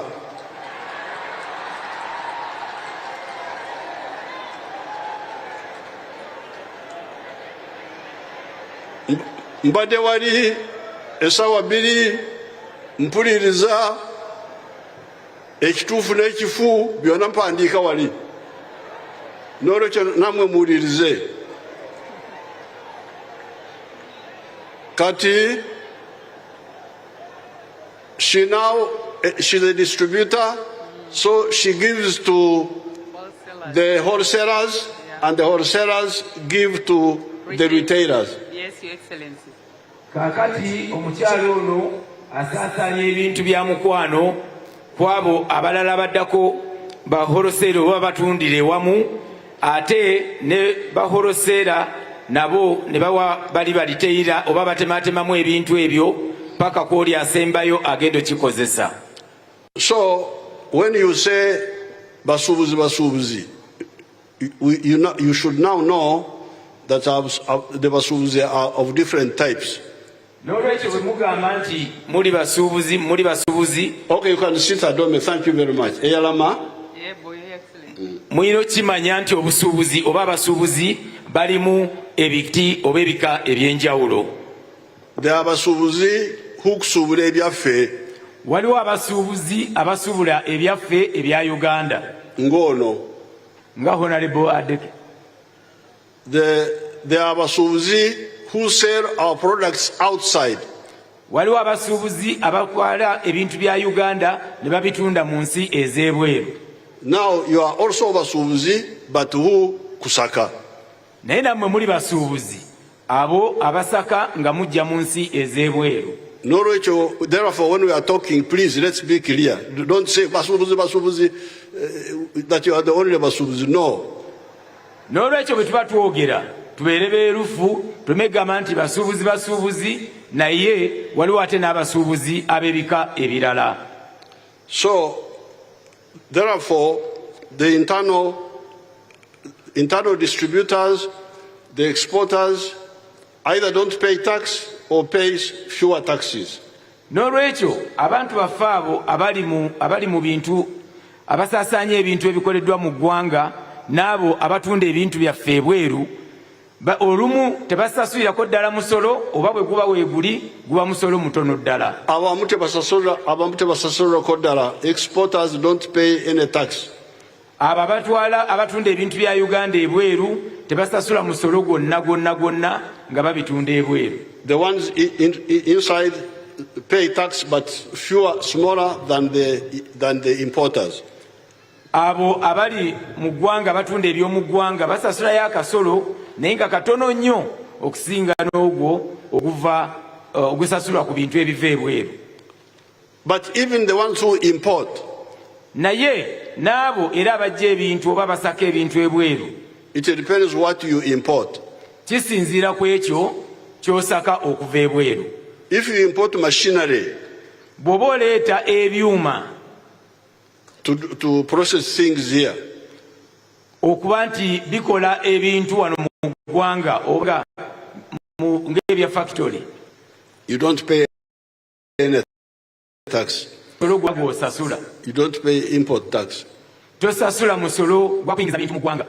If you import raw materials, bw'osasula ebintu ebyo ebikozesebwa mu kampuni zaffe oba mu factory zaffe wano mu Uganda, you don't pay tax. Tosasula musolo. There is what we call raw materials. Waliwo bye bayita ebyo ebintu ebikozesebwa okolamu ebintu ebirala mu factory. There is what we call intermediate products. Waliwo kye tuyita ebyo ebintu ebirongoseddwamu akatono. There you pay the East African tax of 10%. Awo musasula omusolo ogutwala mu region ya East Africa gwa kitundu 10 ku buli 10. If you import pharmaceuticals, singa oba osase ebyo ebyeddagala mu malwaliro gaffe, initially you don't pay taxes. Mu kusooka tosasula misolo gyonna. But in the future, when we start making our own drugs, ne mu maaso eyo nga tutandise amadagala gaffe, we shall have to protect our pharmaceutical manufacturers by putting tax even on the imported pharmaceuticals. Tujja kutandika okuteeka omusolo ku ebyo eddagala eriva ebweru tusobole okukuuma zino factory zaffe ez'eddagala ze tunaba tutandise mu ggwanga lyaffe Uganda. So therefore, the issue which is on the table, n'olwekyo ensonga zino eziri ku mmeeza wano, is import of consumer goods which are not medicine, which are not machinery, which are not raw materials, and which are not intermediate products. This is what we are talking about. Ensonga eri ku mmeeza wano y'ensonga ey'ebintu ebiva ebweru w'eggwanga nga bisakiddwa nga tebiri mu group ya byaddagala, teri mu ebyo ebirongooseddwamu, teri mu ebyo ebiri mu byuma ebikozesebwa mu factory, wabula ya bintu ebirala ebikozesebwa mu maka gaffe naye nga tebiri mu kategori ziri ezitagibwako musolo. And our taxation on those items is deliberate. Era enkola yaffe ey'okujja omusolo ku bintu ebyo ebitali mu eno kategori ya kigendererwa. It is these people who don't explain it to you clearly and guide you, the officials. Lwakuba nti abantu bano abakungu ba gavumenti tebabannyonnyola bulungi ne muba nga mubitegeera ensobi eri ku bakozi ba gavumenti. So that's why I am very happy to be here to discuss with you. Yensonga lwaki omukulembeze musanyufu nnyo okuba wano nammwe akubaganya ebirowoozo nammwe. It is more than 60 years since African countries got independence. Kati tusoba mu myaka nga 6 okuva ensi oba ebbendobendo lya Africa lwe lyafuna obwetwaze. Bwe batandika okufuna independence. Lwe batandika okufuna obwetwaze. But many of these countries are still backward up to today. Naye ensi zino nnyingi eza Africa zikyali mabega nnyo paka ekiseera kya kaakati. And one of the problems is this one. Era emu ku nsonga n'ebizibu ebizifudde okuba nti zikyali mabega yene ensonga yennyini gye tuliko kati. Okusaka okutaliko kikomo. To import endlessly. Kwe kuba nti tusuubula okuva mawanga ag'abazungu ag'abachina ag'abayindi nga tetumala ne tusigala nga tukyasuubula mu nsi endala. Walwendwadde bagiyita ekikulukuto. There is a disease known as ekikulukuto in Uganda. Nyankole is called ekyerwiso. Waliwo ekirwadde mu Luganda ekiyitibwa ekikulukuto naye ate mu Lunyankole bakiyita ekyenviiso. This is ekyerwiso. Kino ekyenviiso. If you are, because when you import, the shirt I'm putting on is made in Uganda. Kubanga bw'osaka okuva ebweru nga omukulembeze n'essaati gy'ayambaddeyo ekoleddwa mu Uganda. By Fine Spinners. Ng'ekolebwa kampani ya Fine Spinners ekola engoye. Now, this shirt here is from the cotton of Uganda. Kati essaati eno omukulembeze w'eggwanga gy'ayambadde eva mu kotoni alimibwa mu Uganda. Pamba elimibwa mu Uganda. Therefore, our people got money by growing the pamba. N'olwekyo abantu baffe abalima pamba bafuna sente. Bafuna sente ne bafuna n'emirimu. Bafuna sente n'emirimu ne bagifuna. When the pamba went to the ginnery, our people got money, but they also got jobs. They were workers in the ginnery. Abantu baffe bwe balima pamba, abantu baffe bafuna emirimu ne bafuna ne sente kubanga emirimu egyo bagifuna nti bakolanga mu factory eri erongoosa pamba. Ejamu ensigo mu pamba. Yeah, Your Excellency. The one which removes seeds from the pamba, they got jobs. Abantu abo abakola mu factory ejjamu ensigo mu pamba bafuna emirimu. The ones who made the pamba into wuzi got jobs. Nabo abakola mu factory eya pamba ejjamu wuzi nabo bafuna emirimu. The ones who worked in the weaving section where the wuzi is turned into fabric got jobs. Nabo abakola mu factory efuula wuzi ezivudde mu pamba n'ezifuula mu ngoye enokolebwamu engoye endala nabo bafuna emirimu. Then the ones working in the printery to put in colors got jobs. Nabo abakola mu factory eyo egenda neteeka langi mu pamba ono oba mu lugoye luno olugenda okukolebwamu olugoye nabo era bafuna emirimu. Then the tailoring. Nabo kati abagenda ku byalaani ne batunga nabo bafuna emirimu. Now, when you import this, so therefore, when I put on this shirt, maybe $5 worth. N'olwekyo omukulembeze bw'ayambala essaati eno osanga nga egula $5 n'agyambala ng'ekoleddwa mu Uganda. The 100% of that money is remained here in Uganda. Ekitundu 10 ku 10 kwezo sente essaati zeegula zisigala wano mu ggwanga lyaffe eya Uganda. And created 6 levels of jobs. Ate era essaati eyo yateekawo emitendera 6 egiyonna gyonna nga giteekawo emirimu gy'abavubuka baffe bannayuganda. Growing the cotton. Okusimba pamba. Ginning the cotton. Okumugyamu ensigo pamba. Spinning. Okumukolamu ewuzi. Weaving. Okumugyamu engoye ezikola engoye. Printing. Okuteekamu erangi. And tailoring. N'okutunga. Now, you who import this shirt from China. N'olwekyo gwe ajja essaati eno okuva e China.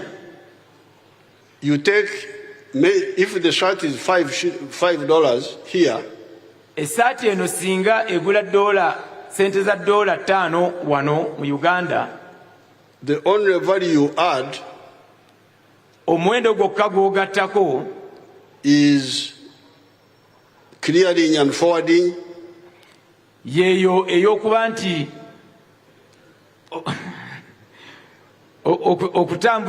okutambuza n'okuyingiza mu ggwanga, loading on the lorry, okutikka ku mmotoka eyo eya loole egenda okuba nti etambuza engoye ezo, maybe the shop assistant. n'oyo atunda mu dduuka lyo.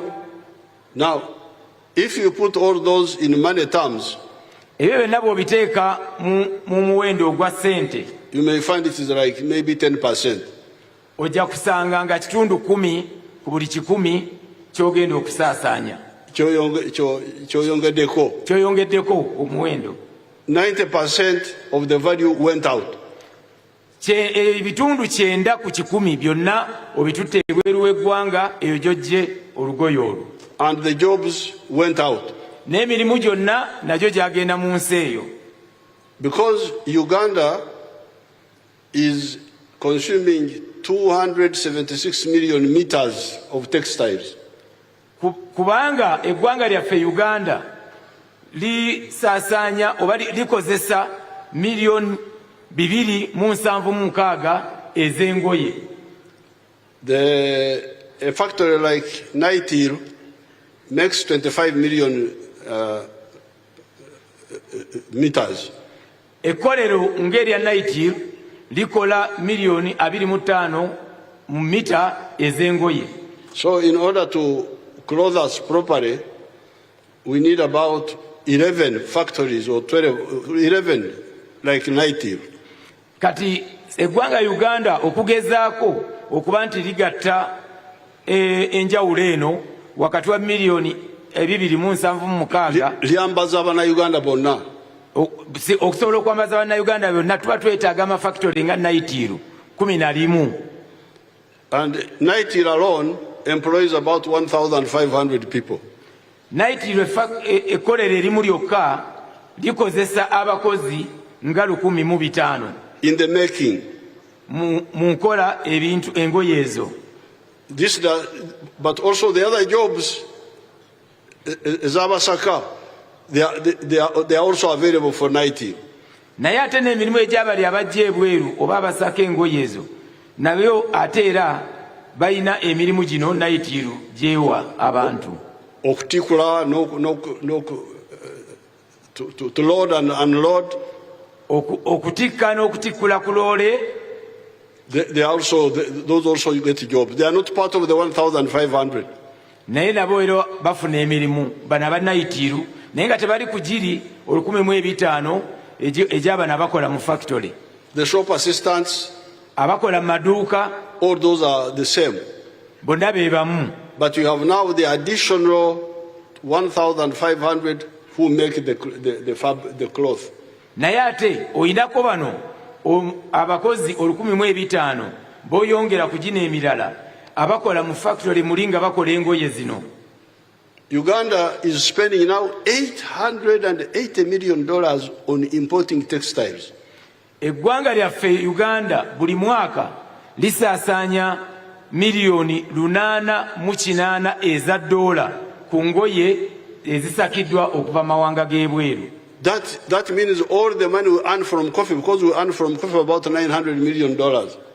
Kitegeeza nti sente zaffe zonna ze tufuna mu kutunda kaawa waffe ogenda ebweru eziwera miliyoni 908 zonna tuziwaayo ne tuzizaayo nga tusuubula engoye. Ate kaawa tumwongeddemu amaanyi. We are now producing more because we used to earn about 400 million only. Ate kati eggwanga kaawa limwogeddemu amaanyi twalinga tufulumya miliyoni 4 zokka mu dollars. Now we are getting 900, but all of it goes back to kusaka engoye. Kati sente zaffe zonna zetufuna miliyoni 9 zonna olumala ozifuna nga tuzijje mu kaawa ng'ate ziddayo nga tusaka engoye mu nsi ez'enjawulo. So that's why we say, you people, really, kino ekikulukuto. How long will you go on with this ekikulukuto? N'olwekyo bantu mmwe kyetuva tugamba nti naye ddala kino ekintu ekyokuba nti ssente zaffe zonna tuziriwa amawanga amalala tunaakomawa n'okutambula n'ekikulukuto kino ekya ssente z'eggwanga nga zifuluma eggwanga. This is why we say we tax in order to encourage our people to buy the Ugandan my shirt like this one, so that we close off the kusaka, and if we are to kusaka, we kusaka ebintu ebinene ennyo enyonyi bye tutasobola naye kino kyetusobola nakyo okukisaka kyakuswala. Yensonga lwaki bagamba oba tugamba nti kateekewo omusolo ku bintu bino ebiva mu nsi ezitali zaffe eziva ebweru gye tusaka ebintu tusobole ate okuuma bano abatandisewo amakolero gasobole okukola ebintu tusuubule ebyo bye bakoze eby'eggwanga lyaffe tusobole okutaasa ssente ezifuluma mu ggwanga Uganda. This is the main point. Eno y'ensonga enkulu. Yes, we are looking for taxes. Kituufu tunoonya emisolo. And we are looking for the taxes mainly from the areas ezitujjamu omusaayi. Era tunoonya emisolo okusingira ddala mu ebyo ebitundu ebivaamu ebitujjamu omusaayi oba ebitwala ssente zaffe mu nsi z'abazungu. And the ones ebituzaamu omusaayi we tax, either we don't tax or we tax katono. Naye ate ebyo ebizzaamu omusaayi mu ggwanga Uganda either oba tetubigirako ddala musolo oba tujjako akasolo katono. So that is I don't know why these people cannot explain that to you. That man sector, I told him many years ago. I told him about when they were again demonstrating and so on. We talked about all this.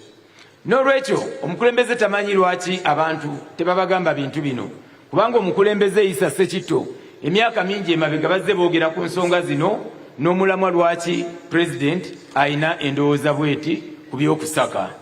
So therefore, what we would like you to do, we want you to do business, but which business? N'olwekyo omukulembeze ayagala mukole business, ne business ki? To find this whole tent full of abasaka. Okusanga tenti zino zonna nga zijjudde abantu abasaka mu mawanga ag'ebweru. Ewaffe entunga mu okusaka kya nsonyi nnyo.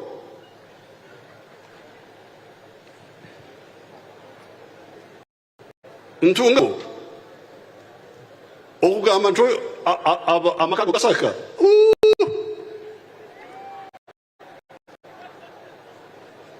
Togenda kufuna mukazi nti abo bagayaavu tebakola basaka. So therefore, it is the fault of these people of yours. N'olwekyo musango gw'abantu oba abakulembeze baffe. They are the ones who don't guide. I talked to Secretary many years ago, but of course I'm a bit far. We can't. And even when I think I talked about this in 2018 when I toured around, and I was telling you that you people, yes, mutukozeseza okufuna sente mwebale nnyo. You have used us to get money. N'olwekyo omukulembeze abadde ng'agamba abakulembeze nga Mwami Isa Ssekitto emyaka mingi emabega yanolwo lwe yatambula n'alambula ekibuga mu 2018 n'asinkana Abasuubuzi yamugamba nti yes mukoze ssente era mutuyambye okukola ssente ne muwa eggwanga ssente naye ate waliwo ensonga endala zayagala mugoberere. This our market, our purchasing power ensawo zaffe bugagga. Gano amaanyi gaffe ge tulina okuba nti tugula ebintu ebiva ebweru oba ebisakibwa ebweru bugagga nnyo. Okuba nti olina essente zisobola kugula ekintu kyonna oba kyawano oba kyabweru obwo bugagga nabwo. Put it in better Uganda. President agamba nti okuba nti bannayuganda balina obusobozi obusobola okugula ebintu ebikoleddwa wano oba ebiva ebweru kitegeeza nti ago maanyi gaffe agasobola okuyamba eggwanga era obwo bugagga bwaffe. Era omutamanya bwaffe tubadde tuwanirira obugagga bw'abantu abalala. Tubadde tugula emmotoka z'Abajapani. Omujapani ali eyo ffe tumuwa sente. Esente emirimu gy'abaana baabwe byonna bigenda Japan ku motoka. Ate bwe tugenda ku kompyuta esente nazo zigenda. Ate bwe tujja ku ngoye esente zigenda. Now the NRM line is please twezimbe ekikulukuto kino tukigalewo twezimbe. This is the line of the NRM.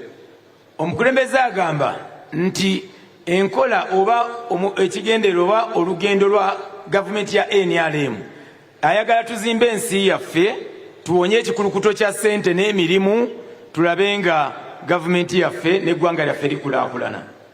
Now I can give you one sector which I'm sure you see in the town there. Omukulembeze asobola obbawaayo ekitongole kimu kyemulaba mu kibuga eyo era kyagala obbawaako nga example.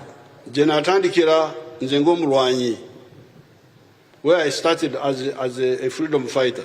President kyagenda obbawa nga example oba ekyokulabirako yeeyo gye yatandikira okulwana okununula eggwanga. Abanyankole were nomadic. Nti abanyankole bo baali abanyankole baabwe abanyankole bammwe baali balunzi naye abalunzi abatambula nga bava wano na wali. In 1966 we launched a campaign to make them stop moving up and down. Mu mwaka gwa 1966 President yatandikawo kaweefube ow'okulaba nti abanyankole bammwe abaali batambula nga balunda bava wano na wali nga balekeraawo nga balunda bulungi. And they started settling down. Era ne batandika okuba nti balundira wamu nga tebatambula ngendo.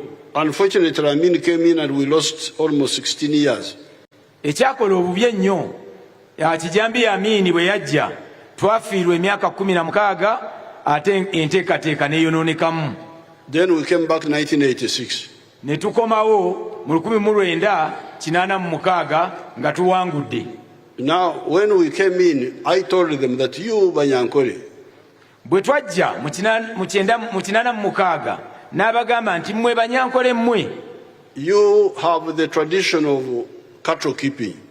Mulina obulombolombo obwa kulunda ente obw'okulunda ente. Mulina obujajja obw'okulunda ente. But the milk which is being sold in Uganda is not from you. Naye amata agali mu kutundibwa mu ggwanga lya Uganda ate tegava wammwe, tegava mu mmwe abalunzi b'ente. Those who are old a bit would know that milk, liquid milk, powdered milk, we are all being imported either from Europe or from Kenya. Mwe mwenna abali awo abali nga mukuzeemu ekimala mukimanyi bulungi nti eggwanga lino amata gonna agali ag'omukebe agali ag'okufumba ag'okunywa tegavanga mu Uganda, gonna gavanga Kenya mu nsi ey'okumuliraano or Europe. Obanga gava mu nsi z'abazungu eyo mu Bulaaya. Now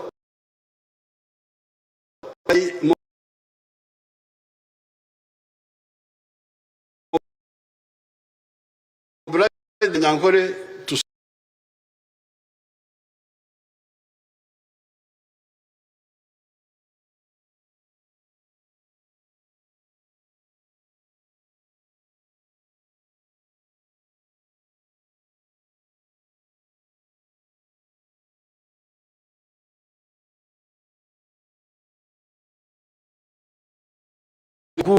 bagattako omutindo ku mata gaffe tuganywe mu ggwanga tamala tugatunde mu nsi ez'ebweru. Now you show me now any imported milk here in Uganda.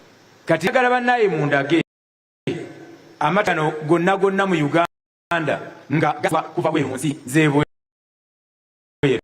We are supplying the internal market, all of it. Tuli mu kutunda oba tusasanya amata kaffe nako naka Uganda ne tukamatiza. And we are exporting, I think now we are hitting about $300 million.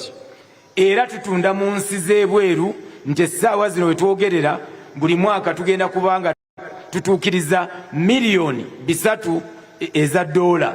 All the products, butter, cheese, this liquid milk, UHT, powdered milk, yogurt, all of them are being made here.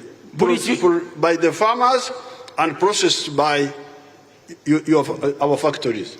Buli kintu ky'omanyi ekiva mu mata, omuli butter, omuli amata, omuli cheese, omuli ebintu byonna, omuli ice cream, buli kiwanyi ekiva mu mata nga kisobola okukolebwa mu mata. Kati tukikola wano era abantu babigula ne tubitunda mu ggwanga n'ebweru w'eggwanga. No, therefore, you, the other man said, some of you support me, some don't support me. Whatever you are, I want you to see that what we did in the milk can be done in textiles, can be done in leather, can be done in all those products. Omukulembeze abagamba nti omwami abayogedde bwe bagambye nti abamu mumwe mumuwagira abalala temumuwagira. Ne mutunuulire omulamwa guno gw'abagamba nti ekyakolebwa ku mata gaffe ne gaba nga gasobola okukolebwamu ebintu byonna bye twali tujja ebweru, bye twasakanga ebweru, kisobola okukolebwa ku bintu ebirala nga ku maliba gaffe ne tufuna waleti, emito, entebe, engatto, emisipi, ate ne tubikola ne ku ngoye nazo ne tuba nti tusobola okuba nti tuzikolera wano nga tukozesa materiyo zaffe eziri wano mu ggwanga. So that is the main point really. N'olwekyo eyo y'ensonga enkulu mu mazima. You can start as an importer. Oyinza okutandika ng'omusasi okuva ebweru. But you must know that if you love your country, you must graduate and become not a sucker, but the one who makes, who cultivates his own field. Naye bw'oba ng'oli muntu ayagala eggwanga lyo, wadde ng'otandise ng'omusasi, naye ate osobola okweyongerako omutindo ba levo n'otikkirwa n'ogenda ku levo endala egenda okukola ebintu ng'obikolera wano n'oba nti otuukiriza okwagala eggwanga lyo.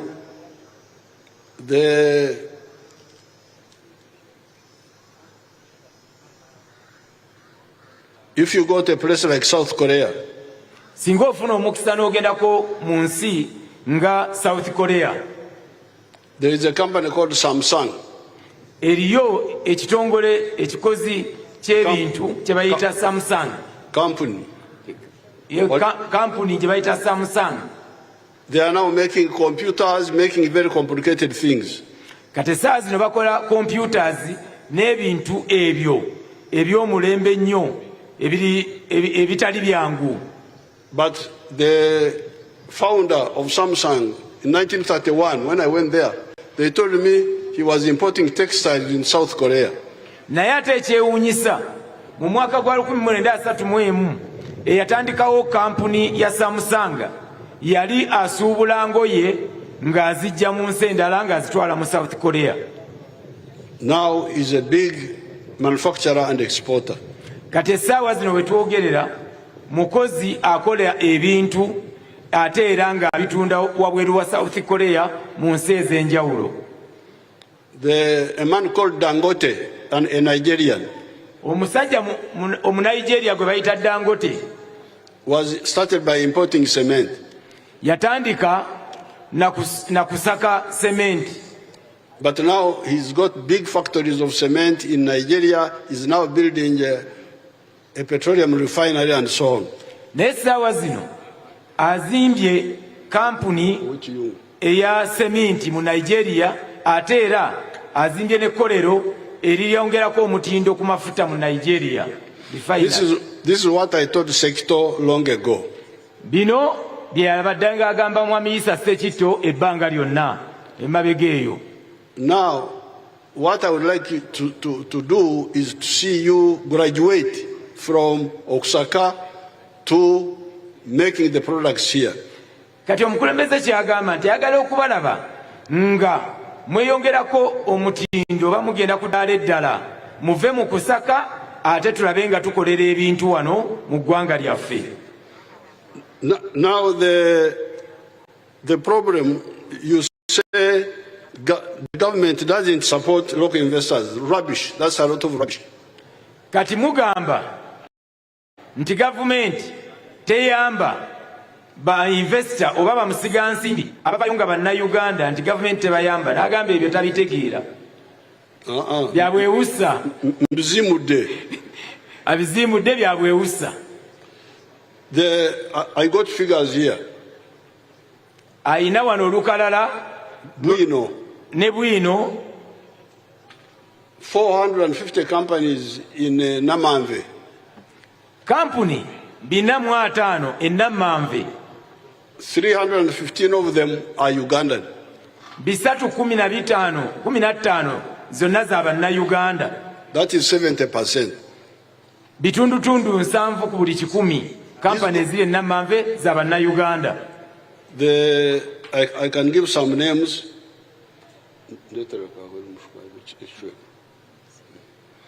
I can give some names here. Asobola obbawaayo okumanya agamu aga kampani ezo ez'abannayuganda. Gastalule of Ntake Group or something like that. Ayina mwami Gastalule akulira kampani ya Ntake Group. Ayinayo ekkolero e Namanve.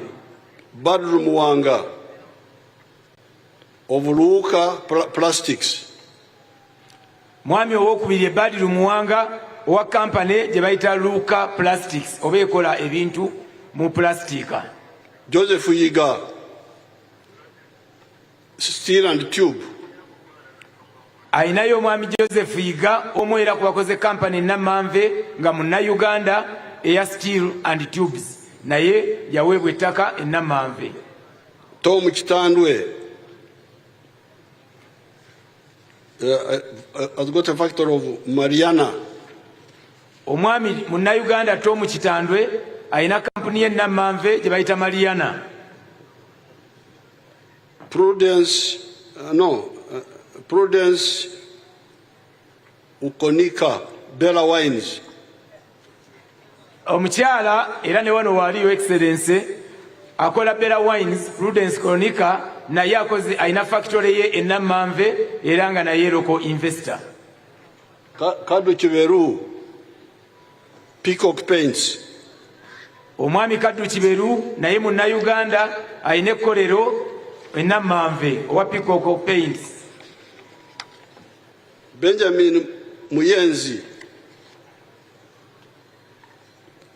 Disticom Medical. Omwami Munyezi Benjamin naye ayinayo ekkolero nga munnayuganda eya Bitcom Medical nga bino bikola bya bulamu. Abdu Kasoma Exquisite Solution, I don't know what they make.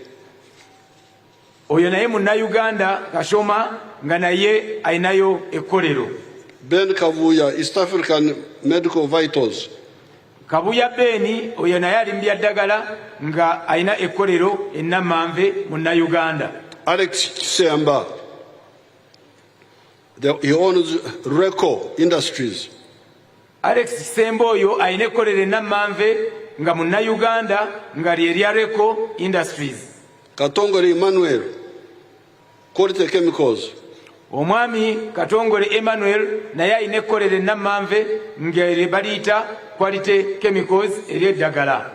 Nicholas Biangona or something like that.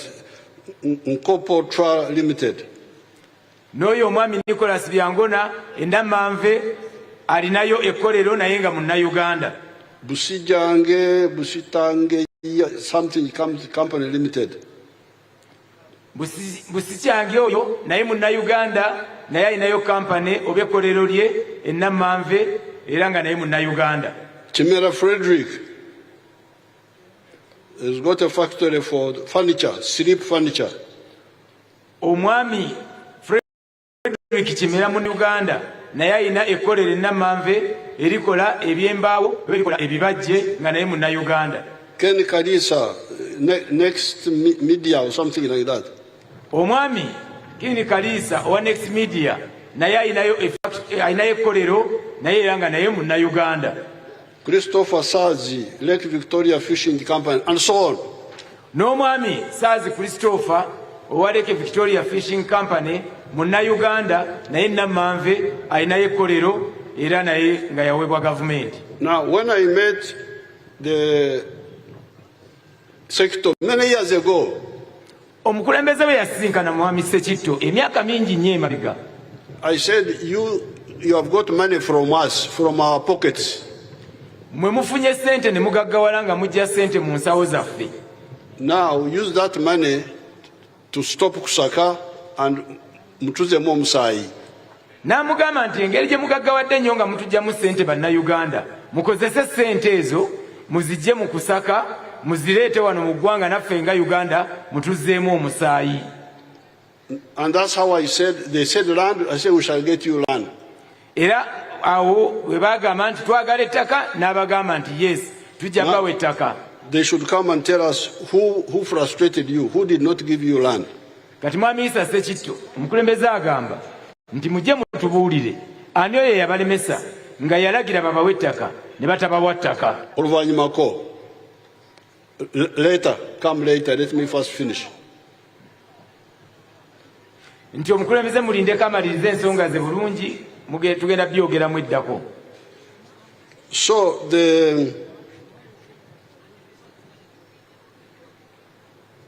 now the issue which I'm going to follow up, you say, and you should stop that language because your language is a bad one. Kakati ensonga gyayagala okwogerako era gyayagala okugoberera eri nti naye mulekera okukozesa olulimi olwo kubanga olulimi lwammwe si lulongoofu. Mwogera ng'abalabe ba Uganda.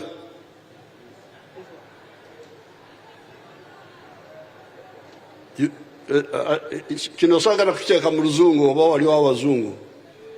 Kino kyaffe kya munju.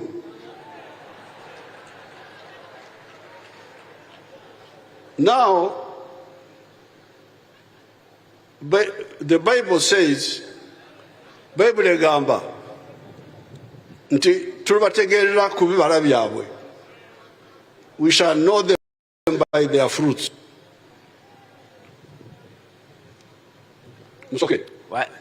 Bayibuli egamba omukulembeze abagamba nti Bayibuli egamba nti bajja tutegeerera ku bikolwa byaffe oba ku bibala byaffe. Now, the challenge Africa has is having people of moyo gwa Uganda, moyo gwa Africa.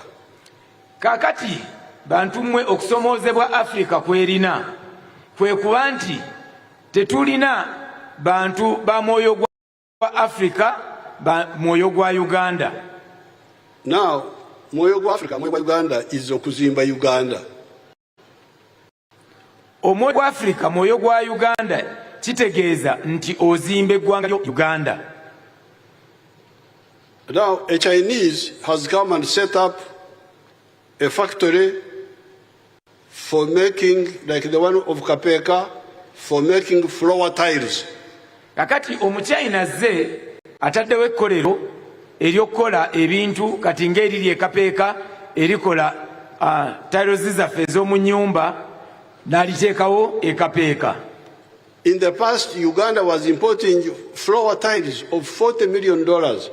Emabegako gye tuvudde eggwanga lyaffe Uganda libadde lisaka tiles ezo oba butafaali obwo nga buli mu $1 million buli mwaka. Now, the Chinese has saved us that chikulukuto. Essaawa zino omuchina yakola ekkolero eryo ekapeeka atutaasizza ekikulukuto kya ssente zaffe $4 million eza dola buli mwaka ng'akola tiles ezo ng'azikolera wano ewaffe e Uganda. Kati waliwo Sekitto n'abalala bamuvumirira.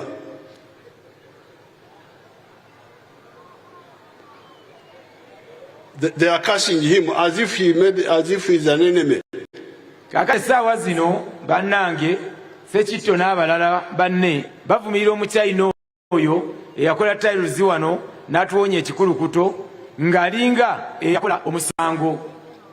This is not acceptable. Kino tekikkirizika. Because of asaka atuzamu omusaayi mwoyo gwa Uganda yani. China najja ebweru wa Uganda n'oyo akolera wano nazzaamu omusaayi sente zaffe n'emirimu ne bisigala wano. Ani gwe twandigenze naye era ani mulabe wa Uganda. So therefore stop that language. I don't want to hear that language. N'olwekyo olulimi olwo tululekeraawo. Omukulembeze w'eggwanga tayagala duwulira.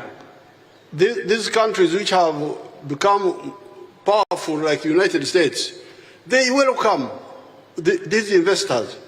Ensi zino ze mulaba ezifuuse zikirimaanyi ng'eggwanga lya United States of America zo zanguwanye era ziyaniriza buli muntu ajjanga musiga nsimbi okukolerayo company. So therefore you can speak about your issues of the importers of the narrow spectrum of the taxable items. N'olwekyo muyinza okwogera ku bintu byammwe mmwe ng'abaleeta ebintu okuva ebweru ku ebyo ekkubo effunda that is taxable. Ebigibwako omusolo ebigwa mu kiti ky'okugibwako omusolo. Now when I met your people at State House, omukulembeze bwe yasinkana abakulembeze bammwe, it is true I asked the question of the difference between the old way of sales tax. Omukulembeze yababuuza ekibuuzo ekyenkola enkadde ey'omusolo ogw'okutunda. It was called sales tax, which would be charged at the factory. Gwe baayitanga omusolo gw'ebyettunzi gwe bagirangako ku makampuni agakola ebintu. One time. Omulundi gumu nga bagujjako omulundi gumu. And then the value added tax which goes down. N'ababuuza n'ekyo eky'omusolo gwe tuyita ogwa VAT oba value added ogugenda nga gugibwako mu chain y'ebyobusuubuzi okuva waggulu okutuuka wansi. Now I would like somebody who speaks good Uganda among the tax people, if one of them is here, to come and explain the difference. Omukulembeze asaba bw'abaawo mu abo abakungu b'ekitongole ky'ebyemisolo ategeera obulungi Oluganda ajja annyonnyole enkola eyo ey'okusolooza omusolo tulabe nga tuteesa bulungi nga tutegedde. Who is there? Come. Amanyi Oluganda. We don't want translation.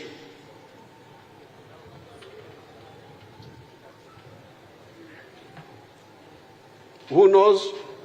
Wali wuyo Your Excellency ajja. Kagwa lyawo. Ono musajja munyala aveeyo obunyala ndowooza oba munyala oba ki?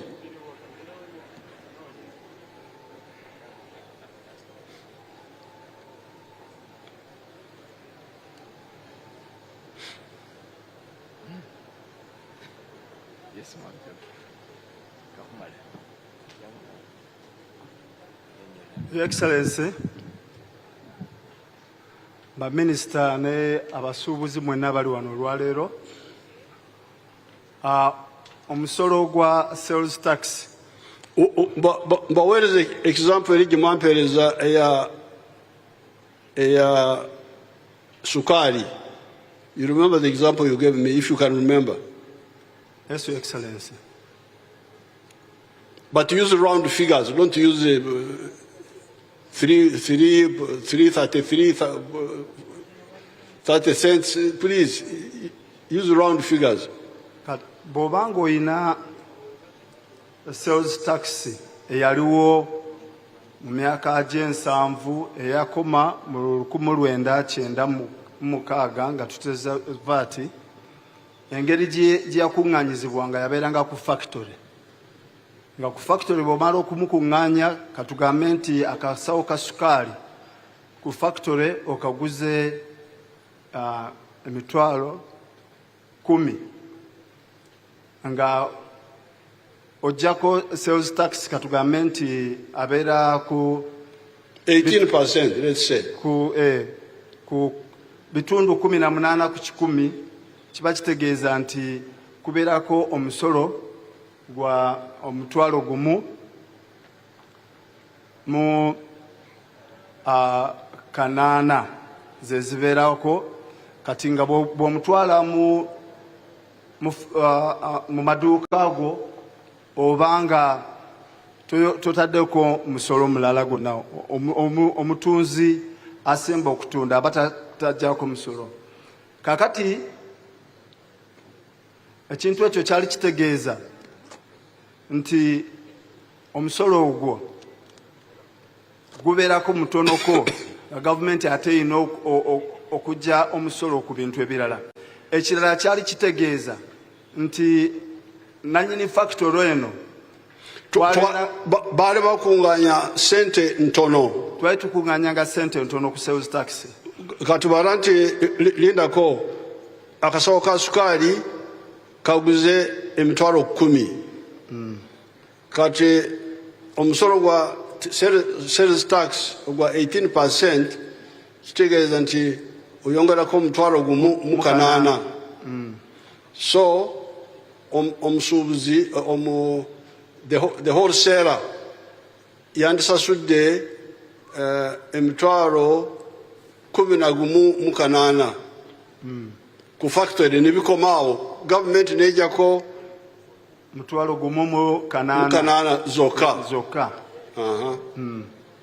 Kati genda mu maaso.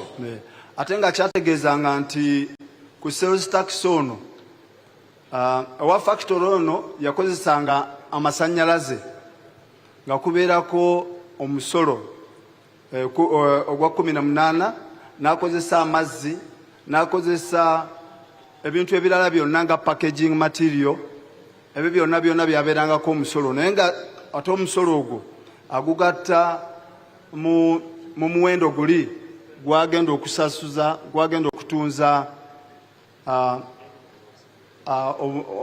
omutunzi asembayo. Kati naye bw'oba ogenze ku VAT ku kasawo ako ak'emitwalo 10 kubeerako VAT wa mitwalo 18. Kati mwamala bwakatunza omuntu agenda okuddako okutunda katugambe nti ow'omukikuubo nga naye nga si retailer. Katugambe nti retailer bwakatunda. Retailer agamba nti yagalako sente mmeka, sente zange mmeka. Agamba nti ngenda kuteekako amagoba gange ga mutwalo gumu.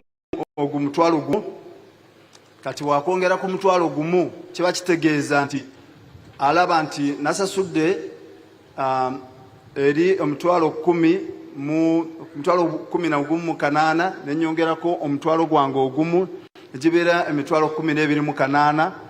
Okwo n'alyoka ateekako VAT we 18. Bw'ateekako VAT we 18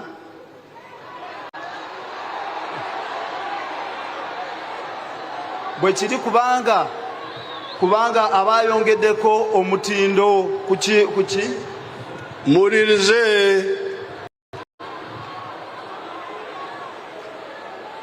muwulirize aba ayongeddeko omutindo ku kasawo ka sukaali kano ke yajje ekakira n'akaleeta mu dduuka lye. Kati bw'ayongerako sente zino n'ateekako 18, 18%, ebitundu 18 ku 100. Kankozese round figure eyo emitwalo 15 kale n'ateekako 18. Kiba kitegeeza nti kubeerako VAT wa mitwalo nga 24, naye zateeka ku kasawo kano katunda oluvannyuma. Naye ate ye ng'omusuubuzi tasasula sente ezo zonna ku URA, ajjako ziri 18 ke yawadde manufacturer ye zasigaza n'awaayo kana akakaaga akaba kasusseeko. Nekiyamba nti ebitundu bino byonna omuntu asasula sente nnyingi omulundi gumu. Ekyokubiri, gavumenti nayo asasulanga omusolo asasulanga kanaana mu kifo omusolo nga ye zasasula mu URA ezibeeranga kanaana omusolo ye nga retailer Your Excellency asasula kanaana. N'olwekyo gavumenti efuna omutwalo gumu mu kanaana okwongerako kanaana nefuna emitwalo 2 mu kakaaga. Si kyekyo? Kyekyo, Your Excellency. Omuwala, the expert, is that correct? Yes. You just say yes. The expert. Yes, Your Excellency, it is correct. Kyekyo, Your Excellency. So, n'olwekyo muwulirize mugende mutuule. No, maybe you can stay there and explain other things. You can sit down. N'olwekyo eri enkola eyaffe ey'edda gye nayogerako mu State House yali ebulamu,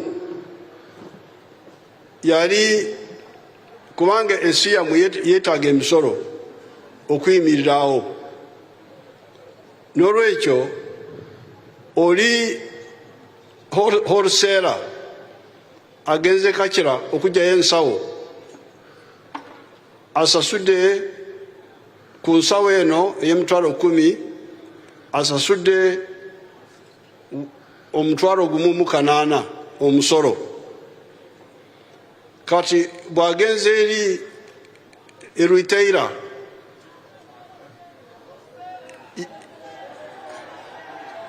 ne bwabeera wholesaler nze mbadde ntaddeko abantu 2 bokka ng'ekyokulabirako. No, the example is the same. Omukulembeze abagamba nti abadde awadde abantu 2 mu supply chain oba mu byobusuubuzi nga alaze wholesaler n'oli asembayo retailer. You can add others, but I just want to use a simple example. Mwe musobola okugattako abalala naye ye akuwa ayagala kozese abo 2 ng'ekyokulabirako. Now, if you take those 2, kati bw'otwala abo 2, the first one will pay 18,000. Asooka ajja kusasula omutwalo gumu mu kanaana. Then the other one will pay 8,000. Oli owokubiri ajja kusasula ennusu kanaana. So the government will get 26,000. So government ebejja kufunako omusolo gwa mitwalo 2 mu kakaaga instead of 18,000. mu kifo ky'ogumu akanaana. So that is the advantage. Eyo gwe mugaso oba kye kirungi ku side ya government. But individually, naye ku bwakinnoomu the contribution is small. Nti kyowaayo kitono ddala. So when I checked that, I didn't see a big danger for you if you are following the exact thing. Nti bwe yatunuddemu mu ekyo nga talabawo nnyo mutawana gw'amaanyi gye muli bw'obanga obadde ddala ogoberera ekintu ekituufu. Because it is not too much per level. Kubanga si mungi nnyo ku buli ddaala. And it brings more money for the government. Ate kireeta sente nnyingi mu gavumenti. And it protects our factories. Ate ne kikugira oba ne kikuuma factories zaffe, companies zaffe ezikola ebintu wano mu ggwanga obutagwa. So I think you should study it more. I don't see any danger there myself. Nti mpozi tuyinza okwongera okyetegereze nnyo naye ye tannalabawo bulabe bw'amaanyi mu mbeera eyo. Because it achieves the 3 things. Kubanga kituukiriza ebintu ebisatu waggulu.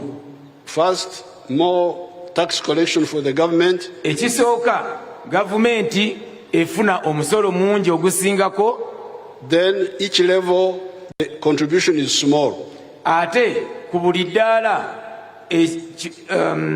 contribution oba ekigibwako kitono kitono. Etafali otaddeko. Etafali lyotadde ku gavumenti liba ttono. Therefore, what you are saying, double taxation is not correct. N'olwekyo abamu kyebadde mugamba nti babajjako emisolo emirundi ebiri si kituufu. You get only one. Osasula omulundi gumu. And you don't pay what the other one has already paid. Ate gwe tosasula oli asoose gwe yasasudde. And it protects our factories. Era kikuuma amakolero gaffe agali mu ggwanga. Now, what you should study with a smaller group of your leaders and the tax people, nti twetaaga twekenneenye ne tiimu yammwe gurupu entono y'abakulembeze bammwe ne bano abeebyemisolo. Because what you said was that when you bring in IFRIs, kubanga kye mwagambye nti kiri nti bwe baleetamu eno system ya IFRIs, that IFRIs is not able to detect who buys on credit and who does the hawking. IFRIs oba system eno nti yo temanyi ani aguze ku bbanja oba ani agenda okutembeeya. And they assume that every buying is cash. System eno ya IFRIs yo eraga nti buli kimu ekigulwa baba kiguze na ssente. Bano bagamba nti kirabika IFRIs ekitwala nti buli agula asasudde cash. Ng'omukulembeze bw'agambye nti mwe mukitwala nti IFRIs eraga nti buli ekiguliddwa oba ekitundiddwa obeera osasudde ne ssente nga za buliwo. So how do you answer that, the tax people? Bannabyamisolo kino mukiddamu mutya mwami Kagwa?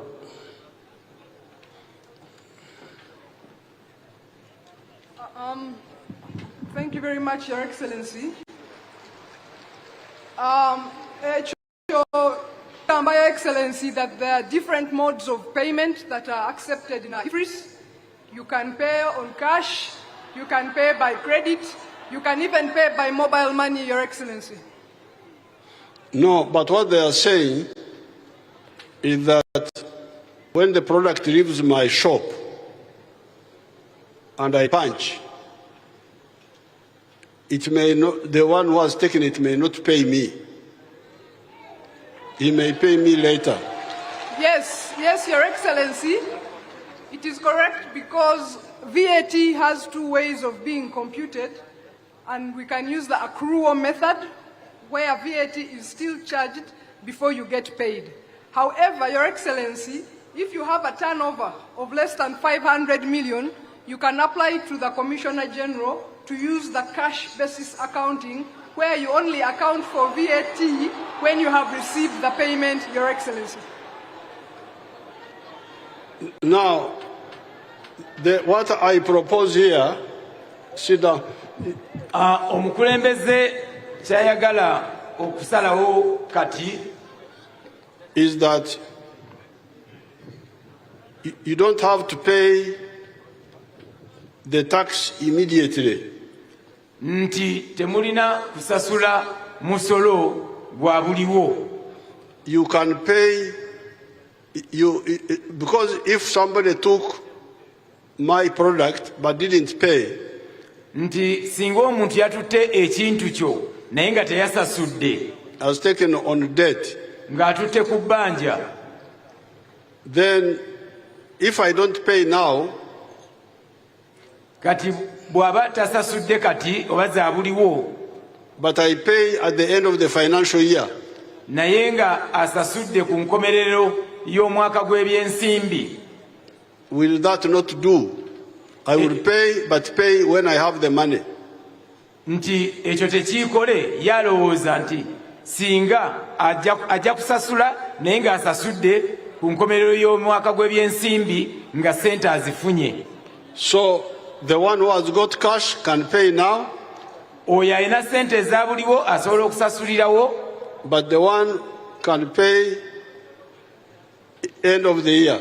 Naye ate omulala asobola okusasula ku nkomerero y'omwaka ogw'ebyensimbi. Now the question would be, what if ebintu bidiba ne batabigula? Kati ekibuuzo kiri nti singa ebintu byange bino mu dduuka bidibye nga tebabiguze. What answer do we have for that? Answer ki ab'ebyemisolo gye balina ku ekyo?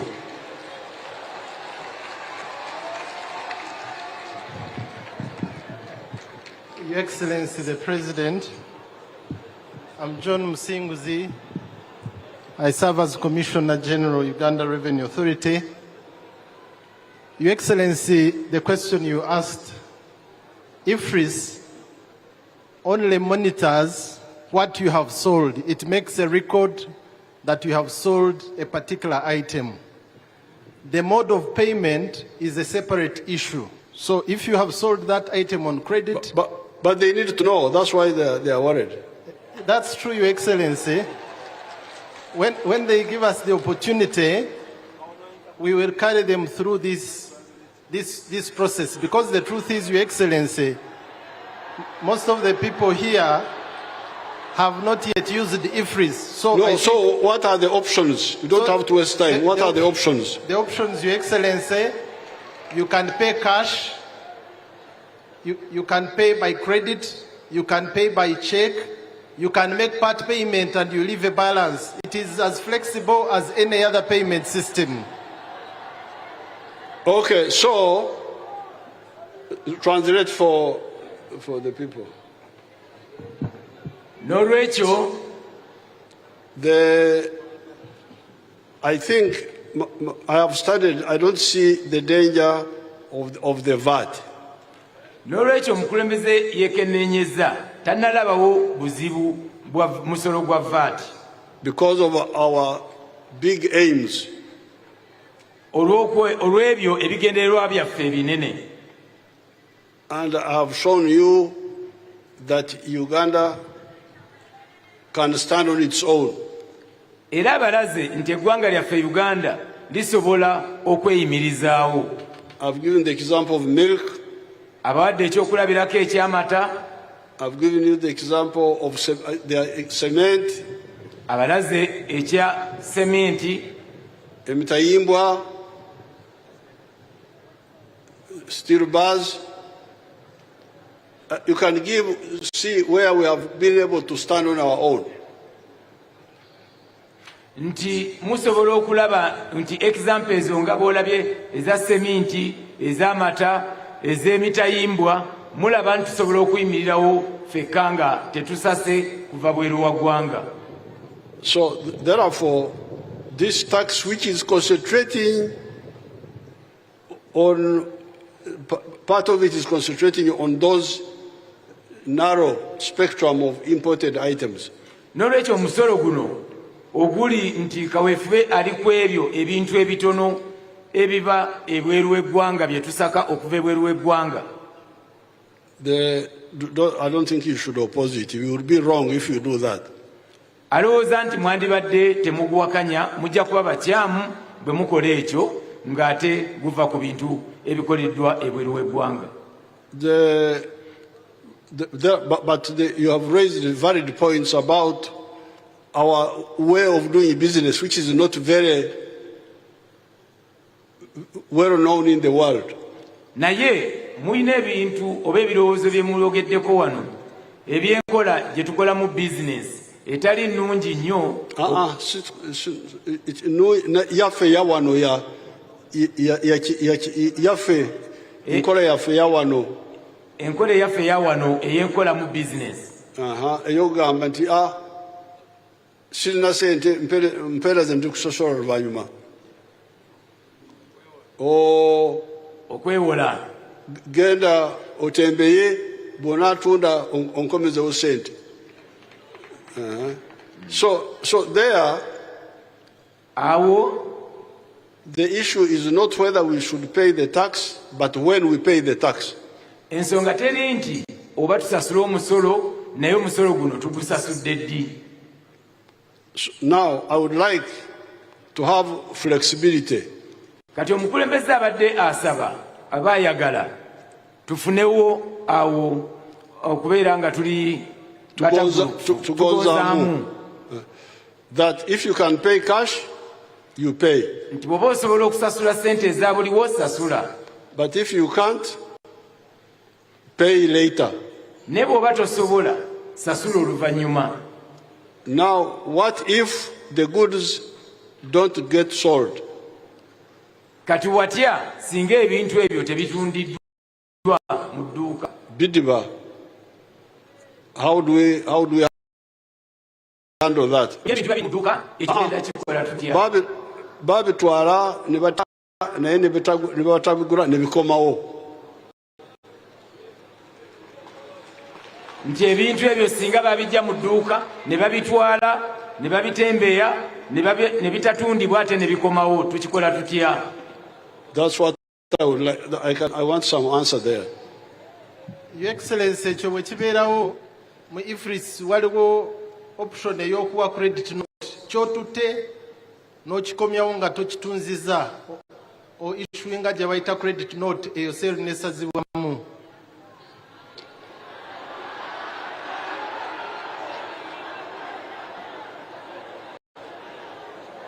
Okay, so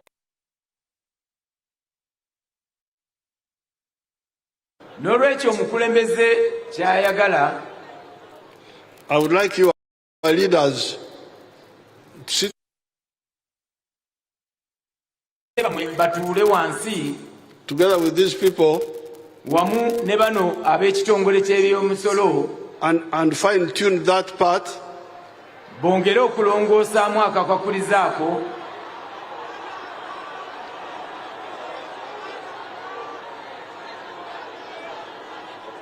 and fine tune that part. Bongere okutereezaamu akatundu ako. And I can entertain you here on June 20th. But one usually how they have fine-tuned that, because that's why I see a gap. Era omukulembeze abaaniriza nga Juni oba ogw'omukaaga nga 2 nga bamaze okutuula n'abakulembeze bammwe mujje wano n'abalala abataze mwena mujje wano.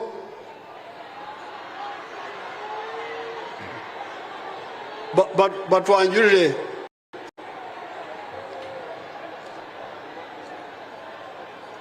okay, if you don't want to come, that's your problem.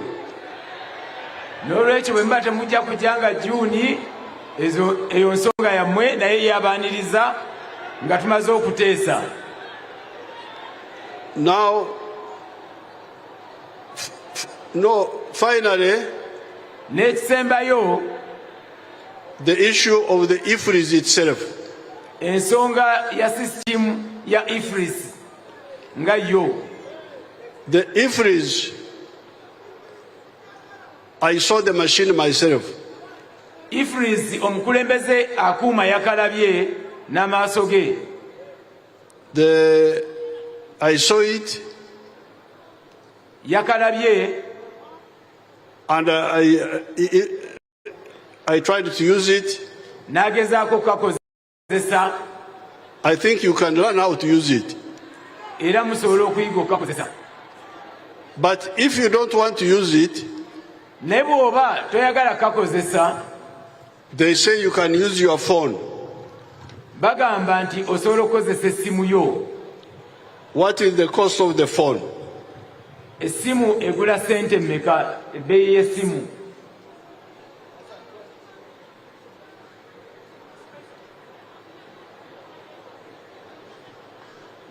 Your Excellency, essimu gye bayita smartphone zitandikira ku mitwalo nga 3 n'okweyongerayo waggulu okusinziira ku kika ky'oba onoonyezaamu. Naye ene smartphone esobola kugenda ku internet, esobola kukozesa IFRIS. So you don't have to buy the IFRIS machine itself. No, Your Excellency. After the phone, the only other thing you buy is a small printer, a small thermal printer, which costs about 150,000. Very good. So, you don't have to buy the IFRIS machine itself of 6 million, which is very expensive.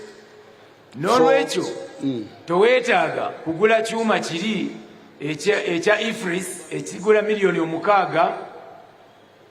6. You can use the smartphone, but use the attachment of 150,000. Osobola okukozesa simu yo eya smart oba zino simu eziseereza naye n'oyongerezaako ekyuma eky'emitwalo 15 n'oba nga togenda ku kiri ekya miliyoni 6.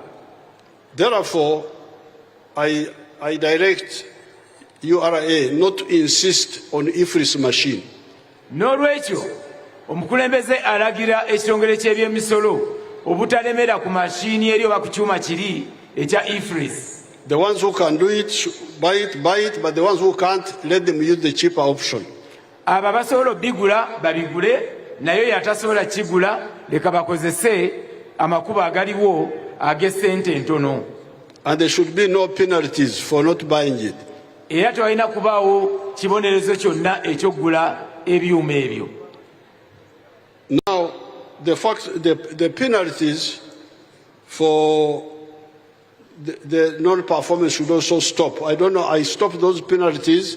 I don't know who said they were implemented. I want proof of that. Ebibonerezo ebyo omukulembeze yabagamba biveewo, era tamanyi ani eyabizzizaawo, era tamanyi lwaki tebivaawo, ayagala bukakafu oba ddala babiremezzaawo. My commission, I don't know whether my commissioner of police, Kasinji, she's here. Omukulembeze ayagala kulaba oba commissioner we atwala poliisi wali. Should check, the one who was telling me that they locked people's shops and so on. When I said they should be opened, I want to know who did it.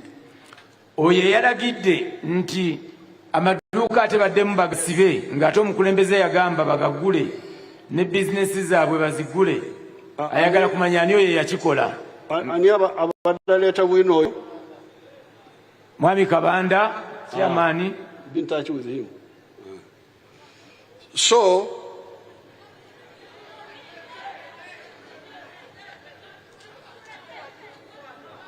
Exembayo, the last one is the issue of the factory owners. Okutembeya. Ensonga esembayo yeyo ey'abannamakolero okugenda ne bava mu factory ne bagenda ne batembeeya ebintu. I tried to check that.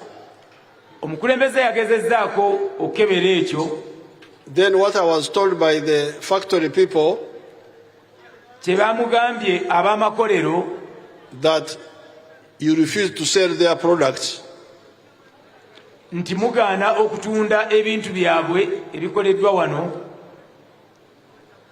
And so I think the answer should be for your leaders here.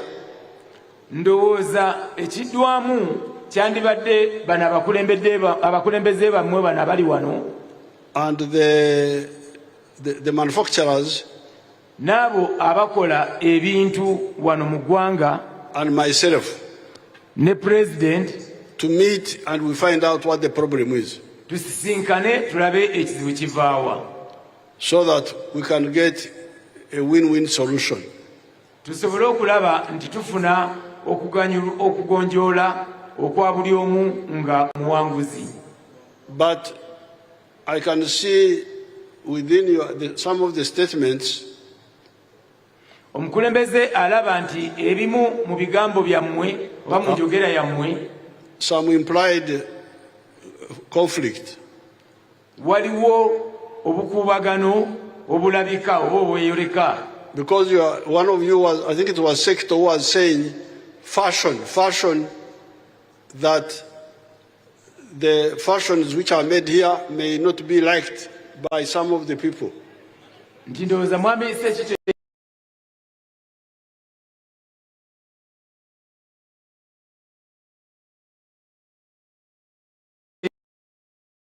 yayogedde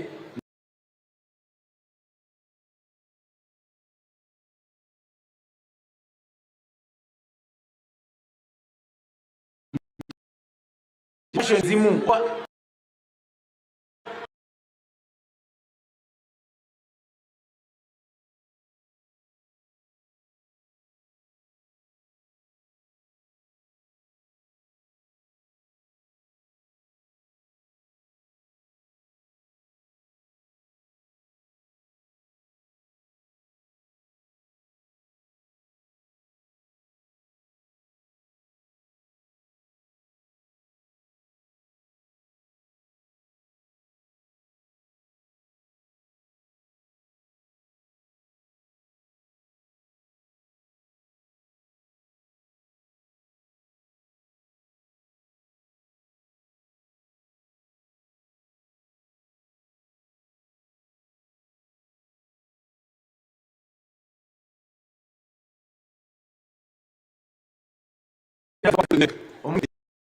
in Europe. okufulumya amata malungi ennyo president tasobola kufulumya amata mu kitongole kya union ekikatta amawanga aga Europe mu katale ako kubanga bateekako obukwakulizo bungi nnyo obuzibu. So I have my milk, but they protect their milk. Kati alina amata ge naye ate bali bakugira amata gaabwe. So therefore you cannot say that because of the fashions, because of the what, therefore we should open our market to be taken over by foreign interests. N'olwekyo toyinza gamba nti nga bali bakugira ebyabwe, toyinza gamba nti olw'okuba omutindo, olw'okuba design, olw'okuba fashion ffe tukkirize biri bijje ate ng'ebyaffe tetubikuumye. And they are not allowed. Ebyaffe ebiva mu ggwanga lyaffe Uganda bali abazungu n'ab'ensi endala tebabikkiriza ate bo baagala ebyabwe bijje omwaffe. Ate nammwe abaffe muteekako pressure nti bijje kubanga twagala fashion.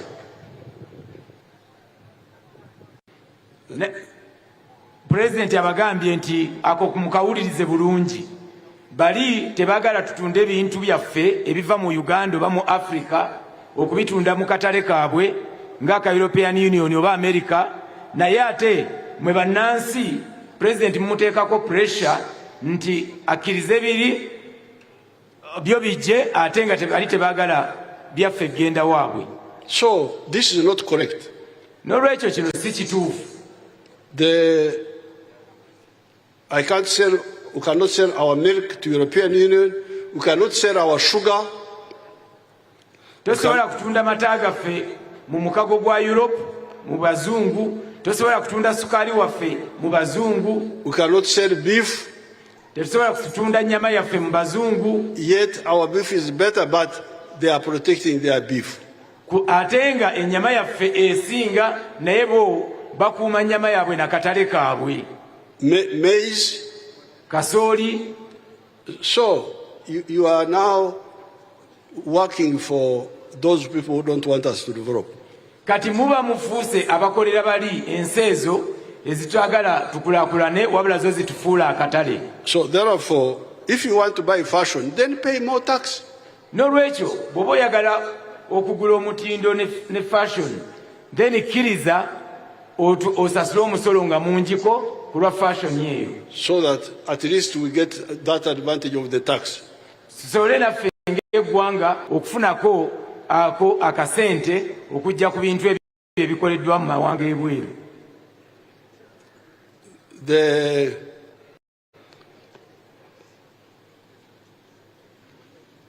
The final point is to appeal to you ensonga esembayo omukulembeze abagamba nti abakubira omulanga to sit down with even me directly, kwe kutuula wansi n'abantu ne president w'eggwanga yennyini nga mutudde naye wansi, and we see how we can help you, those who are able to go from importing to manufacturing.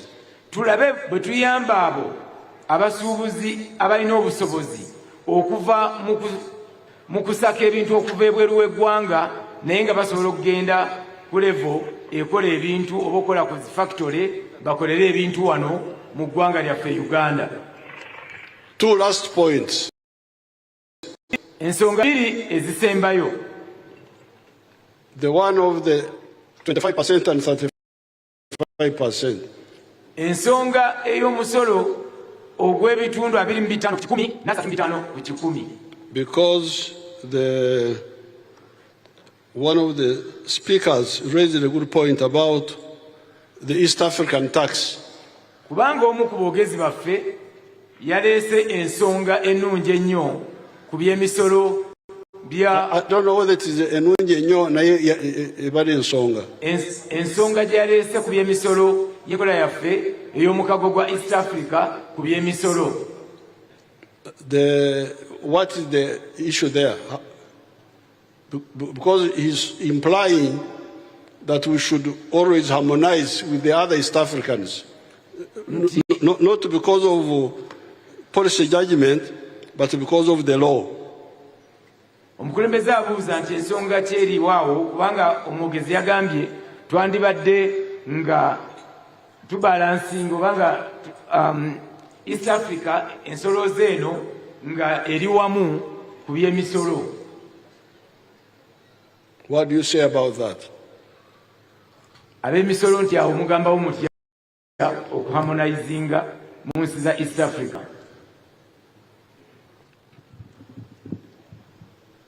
Your Excellency, mu mukago gwaffe ogwa East Africa twakkiriziganya nti omusolo ogusinga okubeera ogwa waggulu gubeera ebitundu 3.5 ku 10. Naye ku ebyo ebintu nga engoye eziwedde okukolebwa n'ebintu ebirala bye bakozesa awaka. Naye so it is not illegal. Tekiri illegal, Your Excellency. Naye waliwo n'ebintu ebirala mu East Africa ebirina omusolo ogusukka mu 35 kati nga sukaali ng'omuceere tulirako ebitundu 6 ku buli 10 n'amata nago gayina ebitundu 4 ku buli 10 kati waliwo ebintu ebimu bye twagala. So it's not illegal. Nedda sebo. Oh, okay. Now finally, n'ekisembayo, there are people who said Museka Dubai Cafe. Waliwo abantu abagambye president nti government esse ka Dubai kaabwe. Meaning the Dubai, meaning re-export of other people's merchandise. Nga kitegeeza nti Dubai gye mutegeeza kwe kuddamu okuleeta ebintu mu Uganda ne muddamu ne mubitunda mu mawanga amalala naye nga by'abantu balala. I don't want Uganda to be Dubai. Tayagala Uganda kubeera Dubai eyo. Because Dubai had to be Dubai because they had no alternative. Dubai eyo yafuuka Dubai ekiseera ekyo kubanga eggwanga Uganda teryalina kyakukola nga tulina kubeera Dubai. It was a desert. Lyali ddungu. They were not producing anything other than maybe some fish. Baali tebalina byonna kye bakola okujjako ebyennyanja. So therefore re-exporting products made from Malaysia, from I don't know where, China, was better than nothing. N'olwekyo ebiseera ebyo okuleeta ebintu nga be Dubai okuleeta ebintu ne baddamu ne babitunda amawanga amalala nga bivudde Malaysia, China, ekiseera ekyo kyali kirungi. Kyali kisinga okutabeera na kintu kyonna. Put it in bed in.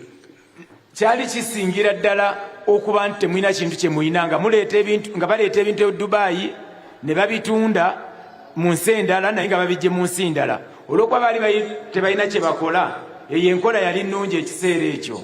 Naye but you Uganda who is so rich, you instead of developing your own product ne wezingamya and then you say my job is to export other people's products like Dubai. Dubai did it because they had no alternative. Nekati mwe banna Uganda bali mu Uganda engagga eyina ebikozesebwa byonna lo materials zonna abasobola okukola ebintu bw'ogamba nti naawe ojja ebintu e China, e Malaysia, e India oddemu ebiguze ensi ezituliraanye obeera mukyamu nnyo kubanga ebintu by'oba oleeta biba bisobola okukolebwa wano mu Uganda. And we shall get more advantage if we do them here than re-exporting other people's products. Era tujja kuba n'emikisa mingi nnyo n'omugaso mungi singa ebintu ebyo bisobola okukolebwa wano tubikolera wano okusinga okubeera abatunda ebintu by'ensi endala ebikolebwa abantu abalala abatali banna Uganda. I have given you the challenge of the milk industry. Abawadde okusomoozebwa kw'amata mu katale ak'amata. What is the problem when you export to the neighbors, to Algeria, to the Middle East, the milk products of Uganda? What do you lose? Kizibu ki ekiriwo boddira amata gaffe n'ogatunda Tunisia, Algeria, Kenya, banneighbors baffe bonna oba baliraanwa baffe ne bagula amata gaffe bulabe ki obukirimu okuba nti amata gaffe tugatunze mu nsi ezo instead of re-exporting other people's products?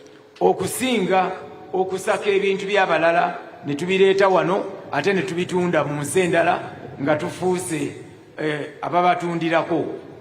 So finally, the issue of the fund for the government. N'olwekyo ensonga y'ensawo ezo eza gavumenti. It is true we don't have money for imports. Kituufu tetulina sente z'ebyo ebisakibwa okuva ebweru. Especially consumer goods. Naddala ebyo ebintu ebikozesebwawo. We have money in UDB for factories. Tulina sente mu Uganda Development Bank ez'amakolero ez'okuzimba amakolero. We have money for the farmers, PDM, we have money for the myoga, but all of them. Tulina sente ez'abalimi ebya parish development model eby'emyoga naye zonna za kwezimba. Not kusaka, that one is true. Ezo zonna sente ez'enjawulo eziteereddwa mu gavumenti baziteekawo nga ziyamba kuzimba kuzzaamu omusaayi naye nga si za kusaka. Ekyo kituufu. I want you to, because now we don't have enough time, but I can meet more with your leaders to hear what are they saying about tubateekereko sente beyongere kusaka. N'olwekyo tetulina nnyo budde bungi naye ayagala ajja kubanga asinkana abakulembeze bammwe awulire kye bagamba ku ekyo ekyokuteekawo sente naye ng'era tuziteekawo kwongera kusaka bintu kuva bweru. Kusaka perfumes, kusaka enviiri zimeza kola ki okusaka obuwoowo okuva ebweru okusaka enviiri z'abakyala oba zikola ki oba z'abafu oba balamu zonna ne tusaka. So I want them to, when we are a smaller meeting, to tell me why they think we should do that. Ayagala mu meeting zaffe entono n'abakulembeze bammwe. XPOTV to the world.